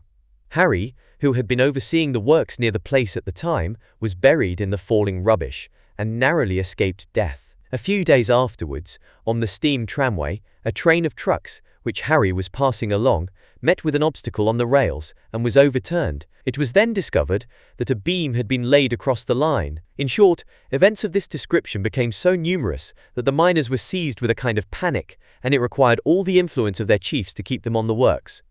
"You would think that there was a whole band of these ruffians," Simon kept saying, "and we can't lay hands on a single one of them." Search was made in all directions. The county police were on the alert night and day, yet discovered nothing. The evil intentions seeming specially designed to injure Harry, Starr forbade him to venture alone beyond the ordinary limits of the works. They were equally careful of Nell, although, at Harry's entreaty, these malicious attempts to do harm were concealed from her, because they might remind her painfully of former times. Simon and Madge watched over her by day and by night, with a sort of stern solicitude. The poor child yielded to their wishes, without a remark or a complaint. Did she perceive that they acted with a view to her interest? Probably she did, and on her part, she seemed to watch over others, and was never easy unless all whom she loved were together in the cottage. When Harry came home in the evening she could not restrain expressions of childlike joy, very unlike her usual manner, which was rather reserved than demonstrative. As soon as day broke she was astir before anyone else, and her constant uneasiness lasted all day, until the hour of return home from work. Harry became very anxious that their marriage should take place. He thought that, when the irrevocable step was taken, malevolence would be disarmed, and that Nell would never feel safe until she was his wife. James Starr, Simon, and Madge were all of the same opinion, and everyone counted the intervening days, for everyone suffered from the most uncomfortable forebodings. It was perfectly evident that nothing relating to Nell was indifferent to this hidden foe, whom it was impossible to meet or to avoid. Therefore it seemed quite possible that the solemn act of her marriage with Harry might be the occasion of some new and dreadful outbreak of his hatred. One morning, a week before the day appointed for the ceremony, Nell, rising early, went out of the cottage before anyone else. No sooner had she crossed the threshold than a cry of indescribable anguish escaped her lips.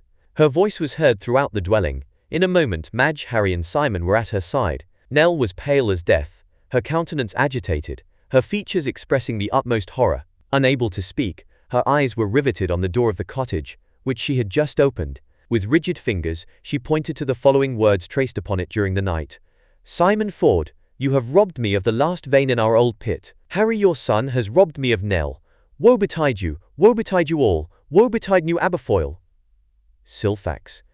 Silfax!" exclaimed Simon and Madge together. "Who is this man?" demanded Harry, looking alternately at his father and at the maiden. "Silfax," repeated Nell in tones of despair. "Silfax!" And murmuring this name, her whole frame shuddering with fear and agitation, she was borne away to her chamber by old Madge. James Starr, hastening to the spot, read the threatening sentences again and again. "The hand which traced these lines," said he at length, "is the same which wrote me the letter contradicting yours, Simon. The man calls himself Silfax. I see by your troubled manner that you know him. Who is this Silfax?" Chapter 17. The Monk. This name revealed everything to the old overman. It was that of the last monk of the Dochart pit. In former days, before the invention of the safety lamp, Simon had known this fierce man, whose business it was to go daily, at the risk of his life, to produce partial explosions of fire damp in the passages. He used to see this strange solitary being prowling about the mine, always accompanied by a monstrous owl, which he called Harfang, who assisted him in his perilous occupation by soaring with a lighted match to places Silfax was unable to reach. One day this old man disappeared, and at the same time also a little orphan girl born in the mine, who had no relation but himself, her great-grandfather. It was perfectly evident now that this child was Nell. During the 15 years, up to the time when she was saved by Harry, they must have lived in some secret abyss of the mine. The old overman, full of mingled compassion and anger, made known to the engineer and Harry all that the name of Silfax had revealed to him. It explained the whole mystery. Silfax was the mysterious being so long vainly sought for in the depths of New Aberfoyle. "So you knew him, Simon?" demanded Mr. Starr. "Yes, that I did," replied the overman. "The Harfang man, we used to call him. Why, he was old then. He must be 15 or 20 years older than I am. A wild, savage sort of fellow, who held aloof from everyone, and was known to fear nothing, neither fire nor water. It was his own fancy to follow the trade of monk, which few would have liked. The constant danger of the business had unsettled his brain. He was prodigiously strong, and he knew the mine as no one else, at any rate, as well as I did. He lived on a small allowance. In faith, I believed him dead years ago." "But," resumed James Starr, "what does he mean by those words? You have robbed me of the last vein of our old mine." "Ah, there it is," replied Simon. "For a long time it had been a fancy of his. I told you his mind was deranged, that he had a right to the mine of Aberfoyle. So he became more and more savage in temper the deeper the Dochart pit, his pit, was worked out. It just seemed as if it was his own body that suffered from every blow of the pickaxe. You must remember that, Madge." "That I do, Simon," replied she. "I can recollect all this," resumed Simon, "since I have seen the name of Silfax on the door. But I tell you, I thought the man was dead, and never imagined that the spiteful being we have so long sought for could be the old fireman of the Dochart pit." "Well, now then," said Starr, "it is all quite plain. Chance made known to Silfax the new vein of coal. With the egotism of madness, he believed himself the owner of a treasure he must conceal and defend. Living in the mine and wandering about day and night, he perceived that you had discovered the secret, and had written in all haste to beg me to come. Hence the letter contradicting yours. Hence, after my arrival, all the accidents that occurred, such as the block of stone thrown at Harry, the broken ladder at the Yarrow shaft, the obstruction of the openings into the wall of the new cutting. Hence, in short, our imprisonment, and then our deliverance, brought about by the kind assistance of Nell, who acted of course without the knowledge of this man Silfax, and contrary to his intentions." "You describe everything exactly as it must have happened, Mr. Starr," returned old Simon. "The old monk is mad enough now, at any rate." "All the better," quoth Madge. "I don't know that," said Starr, shaking his head. "It is a terrible sort of madness, this. Ah, now I understand that the very thought of him must have terrified poor little Nell. And also I see that she could not bear to denounce her grandfather. What a miserable time she must have had of it with the old man." "Miserable with a vengeance," replied Simon, "between that savage and his owl, as savage as himself. Depend upon it, that bird isn't dead. That was what put our lamp out, and also so nearly cut the rope by which Harry and Nell were suspended. And then you see," said Madge, "this news of the marriage of our son with his granddaughter added to his rancor and ill will." "To be sure," said Simon. "To think that his Nell should marry one of the robbers of his own coal mine would just drive him wild altogether." "He will have to make up his mind to it, however," cried Harry. "Mad as he is, we shall manage to convince him that Nell is better off with us here than ever she was in the caverns of the pit. I am sure, Mr. Starr, if we could only catch him we should be able to make him listen to reason." "My poor Harry, there is no reasoning with a madman," replied the engineer. "Of course it is better to know your enemy than not, but you must not fancy all is right because we have found out who he is. We must be on our guard, my friends, and to begin with, Harry, you positively must question Nell. She will perceive that her silence is no longer reasonable. Even for her grandfather's own interest she ought to speak now. For his own sake, as well as for ours, these insane plots must be put a stop to. "I feel sure, Mr. Starr," answered Harry, "that Nell will of herself propose to tell you what she knows. You see, it was from a sense of duty that she has been silent hitherto. My mother was very right to take her to her room just now. She much needed time to recover her spirits. But now I will go for her." "You need not do so, Harry," said the maiden in a clear and firm voice, as she entered at that moment the room in which they were. Nell was very pale. Traces of tears were in her eyes, but her whole manner showed that she had nerved herself to act as her loyal heart dictated as her duty. "Nell!" cried Harry, springing towards her.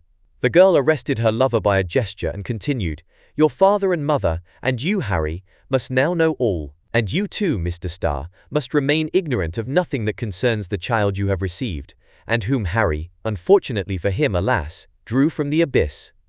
"Oh, Nell, what are you saying?" cried Harry.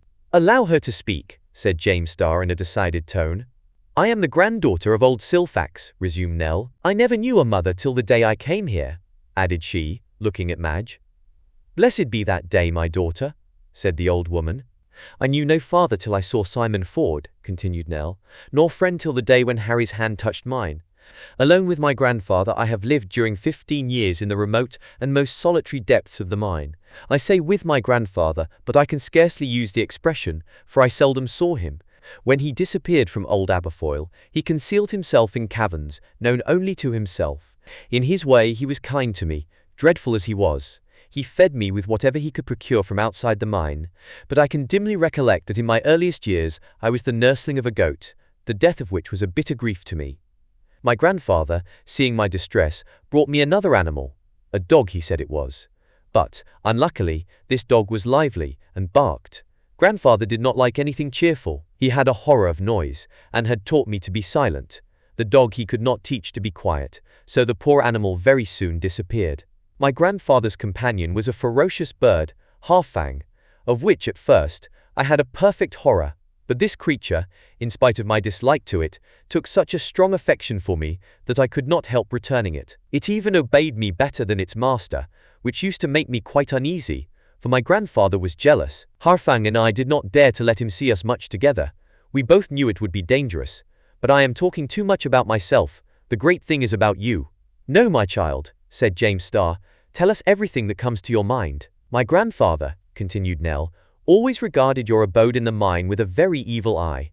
Not that there was any lack of space. His chosen refuge was far, very far from you.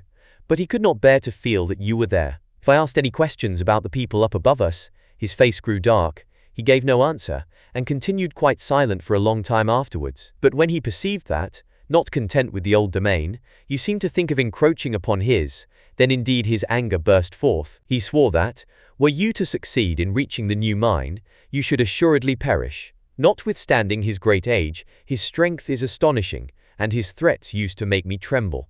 "Go on, Nell, my child," said Simon to the girl, who paused as though to collect her thoughts. "On the occasion of your first attempt," resumed Nell, "as soon as my grandfather saw that you were fairly inside the gallery leading to New Aberfoyle, he stopped up the opening and turned it into a prison for you. I only knew you as shadows dimly seen in the gloom of the pit, but I could not endure the idea that you would die of hunger in these horrid places, and so, at the risk of being detected, I succeeded in obtaining bread and water for you during some days. I should have liked to help you to escape, but it was so difficult to avoid the vigilance of my grandfather. You were about to die. Then arrived Jack Ryan and the others. By the providence of God I met with them, and instantly guided them to where you were.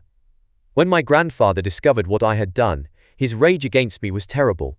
I expected death at his hands. After that my life became insupportable to me. My grandfather completely lost his senses. He proclaimed himself king of darkness and flame, and when he heard your tools at work on coal beds which he considered entirely his own, he became furious and beat me cruelly. I would have fled from him, but it was impossible, so narrowly did he watch me. At last, in a fit of ungovernable fury, he threw me down into the abyss where you found me, and disappeared, vainly calling on Harfang, which faithfully stayed by me to follow him. I know not how long I remained there, but I felt I was at the point of death when you, my Harry, came and saved me. But now you all see that the grandchild of old Silfax can never be the wife of Harry Ford, because it would be certain death to you all." "Nell," cried Harry. "No," continued the maiden, "my resolution is taken. By one means only can your ruin be averted. I must return to my grandfather. He threatens to destroy the whole of New Aberfoyle. His is a soul incapable of mercy or forgiveness, and no mortal can say to what horrid deed the spirit of revenge will lead him. My duty is clear. I should be the most despicable creature on earth did I hesitate to perform it. Farewell. I thank you all heartily. You only have taught me what happiness is. Whatever may befall, believe that my whole heart remains with you." At these words, Simon, Madge and Harry started up in an agony of grief, exclaiming in tones of despair, "What, Nell? Is it possible you would leave us?" James Starr put them all aside with an air of authority, and going straight up to Nell, he took both her hands in his, saying quietly, "Very right, my child. You have said exactly what you ought to say, and now listen to what we have to say in reply. We shall not let you go away. If necessary, we shall keep you by force. Do you think we could be so base as to accept of your generous proposal? These threats of Silfax are formidable, no doubt about it, but after all, a man is but a man, and we can take precautions. You will tell us, will you not, even for his own sake, all you can about his habits and his lurking places? All we want to do is to put it out of his power to do harm, and perhaps bring him to reason." "You want to do what is quite impossible," said Nell. "My grandfather is everywhere and nowhere. I have never seen his retreats. I have never seen him sleep. If he meant to conceal himself, he used to leave me alone, and vanish. When I took my resolution, Mr. Starr, I was aware of everything you could say against it. Believe me, there is but one way to render Silfax powerless, and that will be by my return to him. Invisible himself, he sees everything that goes on. Just think whether it is likely he could discover your very thoughts and intentions, from that time when the letter was written to Mr. Starr, up to now that my marriage with Harry has been arranged, if he did not possess the extraordinary faculty of knowing everything. As far as I am able to judge, my grandfather, in his very insanity, is a man of most powerful mind. He formerly used to talk to me on very lofty subjects. He taught me the existence of God, and never deceived me but on one point, which was that he made me believe that all men were base and perfidious, because he wished to inspire me with his own hatred of all the human race. When Harry brought me to the cottage, you thought I was simply ignorant of mankind, but far beyond that, I was in mortal fear of you all. Ah, forgive me, I assure you, for many days I believed myself in the power of wicked wretches, and I longed to escape. You, Madge, first led me to perceive the truth, not by anything you said, but by the sight of your daily life, for I saw that your husband and son loved and respected you. Then all these good and happy workmen who so revere and trust Mr. Starr, I used to think they were slaves. And when, for the first time, I saw the whole population of Aberfoyle come to church and kneel down to pray to God, and praise him for his infinite goodness, I said to myself, my grandfather has deceived me. But now, enlightened by all you have taught me, I am inclined to think he himself is deceived. I mean to return to the secret passages I formerly frequented with him. He is certain to be on the watch. I will call to him, he will hear me, and who knows but that, by returning to him, I may be able to bring him to the knowledge of the truth." The maiden spoke without interruption, for all felt that it was good for her to open her whole heart to her friends. But when, exhausted by emotion, and with eyes full of tears she ceased speaking, Harry turned to old Madge and said, "Mother, what should you think of the man who could forsake the noble girl whose words you have been listening to?" "I should think he was a base coward," said Madge, "and, were he my son, I should renounce and curse him." "Nell, do you hear what our mother says?" resumed Harry. "Wherever you go, I will follow you. If you persist in leaving us, we will go away together." "Harry! Harry!" cried Nell. Overcome by her feelings, the girl's lips blanched, and she sank into the arms of Madge, who begged she might be left alone with her. Chapter 18. Nell's Wedding. It was agreed that the inhabitants of the cottage must keep more on their guard than ever. The threats of old Silfax were too serious to be disregarded. It was only too possible that he possessed some terrible means by which the whole of Aberfoyle might be annihilated. Armed sentinels were posted at the various entrances to the mine, with orders to keep strict watch day and night. Any stranger entering the mine was brought before James Starr, that he might give an account of himself. There being no fear of treason among the inhabitants of Coaltown, the threatened danger to the subterranean colony was made known to them. Nell was informed of all the precautions taken, and became more tranquil, although she was not free from uneasiness. Harry's determination to follow her wherever she went compelled her to promise not to escape from her friends. During the week preceding the wedding, no accident whatever occurred in Aberfoyle. The system of watching was carefully maintained, but the miners began to recover from the panic, which had seriously interrupted the work of excavation. James Starr continued to look out for Silfax, The old man having vindictively declared that Nell should never marry Simon's son, it was natural to suppose that he would not hesitate to commit any violent deed which would hinder their union. The examination of the mine was carried on minutely. Every passage and gallery was searched, up to those higher ranges which opened out among the ruins of Dundonald Castle. It was rightly supposed that through this old building, Silfax passed out to obtain what was needful for the support of his miserable existence, which he must have done either by purchasing or thieving. As to the fire maidens, James Starr began to think that appearance must have been produced by some jet of fire-damp gas which, issuing from that part of the pit, could be lighted by Silfax. He was not far wrong, but all search for proof of this was fruitless, and the continued strain of anxiety in this perpetual effort to detect a malignant and invisible being rendered the engineer, outwardly calm, an unhappy man. As the wedding day approached, his dread of some catastrophe increased, and he could not but speak of it to the old overman, whose uneasiness soon more than equalled his own. At length the day came. Silfax had given no token of existence. By daybreak the entire population of Coaltown was astir. Work was suspended. Overseers and workmen alike desired to do honor to Simon Ford and his son. They all felt they owed a large debt of gratitude to these bold and persevering men, by whose means the mine had been restored to its former prosperity.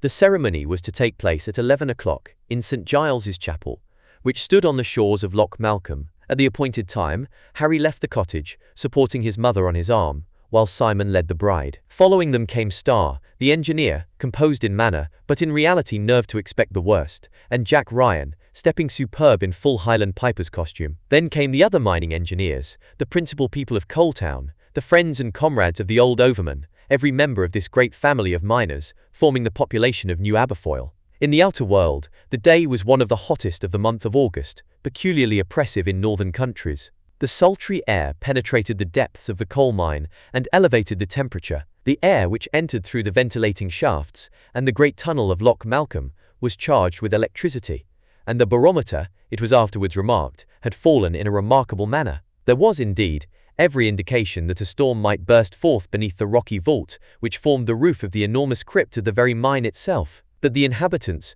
were not at that moment troubling themselves about the chances of atmospheric disturbance above ground. Everybody, as a matter of course, had put on his best clothes for the occasion.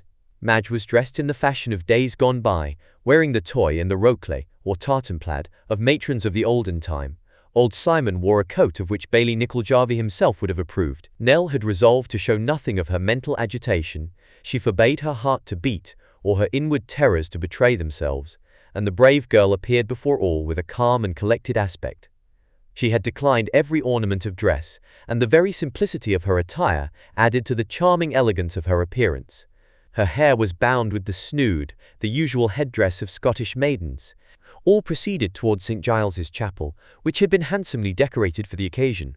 The electric discs of light which illuminated Coaltown blazed like so many suns. A luminous atmosphere pervaded New Aberfoyle. In the chapel, electric lamps shed a glow over the stained glass windows, which shone like fiery kaleidoscopes. At the porch of the chapel, the minister awaited the arrival of the wedding party. It approached, after having passed in stately procession along the shore of Loch Malcolm. Then the tones of the organ were heard, and, preceded by the minister, the group advanced into the chapel. The divine blessing was first invoked on all present. Then Harry and Nell remained alone before the minister, who, holding the sacred book in his hand, proceeded to say, "Harry, will you take Nell to be your wife, and will you promise to love her always?" "I promise," answered the young man in a firm and steady voice. "And you, Nell," continued the minister, "will you take Harry to be your husband and—" Before he could finish the sentence, a prodigious noise resounded from without. One of the enormous rocks, on which was formed the terrace overhanging the banks of Loch Malcolm, had suddenly given way and opened without explosion, disclosing a profound abyss into which the waters were now wildly plunging. In another instant, among the shattered rocks and rushing waves appeared a canoe, which a vigorous arm propelled along the surface of the lake. In the canoe was seen the figure of an old man standing upright. He was clothed in a dark mantle, his hair was dishevelled, a long white beard fell over his breast, and in his hand he bore a lighted Davy safety lamp, the flame being protected by the metallic gauze of the apparatus. In a loud voice this old man shouted, "The fire damp is upon you! Woe, woe betide ye all!" At the same moment, the slight smell peculiar to carburetted hydrogen was perceptibly diffused through the atmosphere. And in truth, the fall of the rock had made a passage of escape for an enormous quantity of explosive gas, accumulated in vast cavities, the openings to which had hitherto been blocked up. Jets and streams of the fire damp now rose upward in the vaulted dome, and well did that fierce old man know that the consequence of what he had done would be to render explosive the whole atmosphere of the mine. James Starr and several others, having hastily quitted the chapel and perceived the imminence of the danger, now rushed back, crying out in accents of the utmost alarm, "Fly from the mine! Fly instantly from the mine! Now for the fire damp! Here comes the fire damp!" yelled the old man, urging his canoe further along the lake. Harry, with his bride, his father and his mother, left the chapel in haste and in terror. "Fly, fly for your lives!" repeated James Starr. Alas, it was too late to fly. Old Silfax stood there, prepared to fulfill his last dreadful threat, prepared to stop the marriage of Nell and Harry by overwhelming the entire population of the place beneath the ruins of the coal mine. As he stood ready to accomplish this act of vengeance, his enormous owl, whose white plumage was marked with black spots, was seen hovering directly above his head. At that moment a man flung himself into the waters of the lake and swam vigorously towards the canoe. It was Jack Ryan, fully determined to reach the madman before he could do the dreadful deed of destruction. Silfax saw him coming. Instantly he smashed the glass of his lamp, and snatching out the burning wick, waved it in the air. Silence like death fell upon the astounded multitude. James Starr, in the calmness of despair, marveled that the inevitable explosion was even for a moment delayed. Silfax, gazing upwards with wild and contracted features, appeared to become aware that the gas, lighter than the lower atmosphere, was accumulating far up under the dome, and at a sign from him the owl, seizing in its claw the lighted match, soared upwards to the vaulted roof, towards which the madman pointed with outstretched arm. Another second and New Aberfoyle would be no more. Suddenly Nell sprang from Harry's arms, and with a bright look of inspiration she ran to the very brink of the waters of the lake. "Half-Fang! Half-Fang!" cried she in a clear voice. "Here, come to me!" The faithful bird, surprised, appeared to hesitate in its flight. Presently, recognizing Nell's voice, it dropped the burning match into the water, and, describing a wide circle, flew downwards, alighting at the maiden's feet. Then a terrible cry echoed through the vaulted roofs. It was the last sound uttered by old Silfax. Just as Jack Ryan laid his hand on the edge of the canoe, the old man, foiled in his purpose of revenge, cast himself headlong into the waters of the lake. "Save him! Oh, save him!" shrieked Nell in a voice of agony. Immediately Harry plunged into the water, and swimming towards Jack Ryan, he dived repeatedly. But his efforts were useless. The waters of Loch Malcolm yielded not their prey. They closed forever over Silfax. Chapter 19. The Legend of Old Silfax. 6 months after these events, the marriage, so strangely interrupted, was finally celebrated in St. Giles's Chapel, and the young couple, who still wore mourning garments, returned to the cottage. James Starr and Simon Ford, henceforth free from the anxieties which had so long distressed them, joyously presided over the entertainment which followed the ceremony, and prolonged it to the following day. On this memorable occasion, Jack Ryan, in his favourite character of Piper, and in all the glory of full dress, blew up his chanter, and astonished the company by the unheard-of achievement of playing, singing and dancing all at once. It is needless to say that Harry and Nell were happy. These loving hearts, after the trials they had gone through, found in their union the happiness they deserved. As to Simon Ford, the ex-overman of New Aberfoyle, he began to talk of celebrating his golden wedding. After 50 years of marriage with good old Madge, who liked the idea immensely herself. And after that, why not golden wedding number 2? "You would like a couple of 50s, would you, Mr. Simon?" said Jack Ryan. "All right, my boy," replied the overman quietly. "I see nothing against it in this fine climate of ours, and living far from the luxury and intemperance of the outer world. Will the dwellers in Coal Town ever be called to witness this second ceremony? Time will show." Certainly the strange bird of old Silfax seemed destined to attain a wonderful longevity. The Halfang continued to haunt the gloomy recesses of the cave. After the old man's death, Nell had attempted to keep the owl, but in a very few days he flew away. He evidently disliked human society as much as his master had done, and besides that, he appeared to have a particular spite against Harry. The jealous bird seemed to remember and hate him for having carried off Nell from the deep abyss, notwithstanding all he could do to prevent him. Still, at long intervals, Nell would see the creature hovering above Loch Malcolm. Could he possibly be watching for his friend of yore? Did he strive to pierce, with keen eye, the depths which had engulfed his master?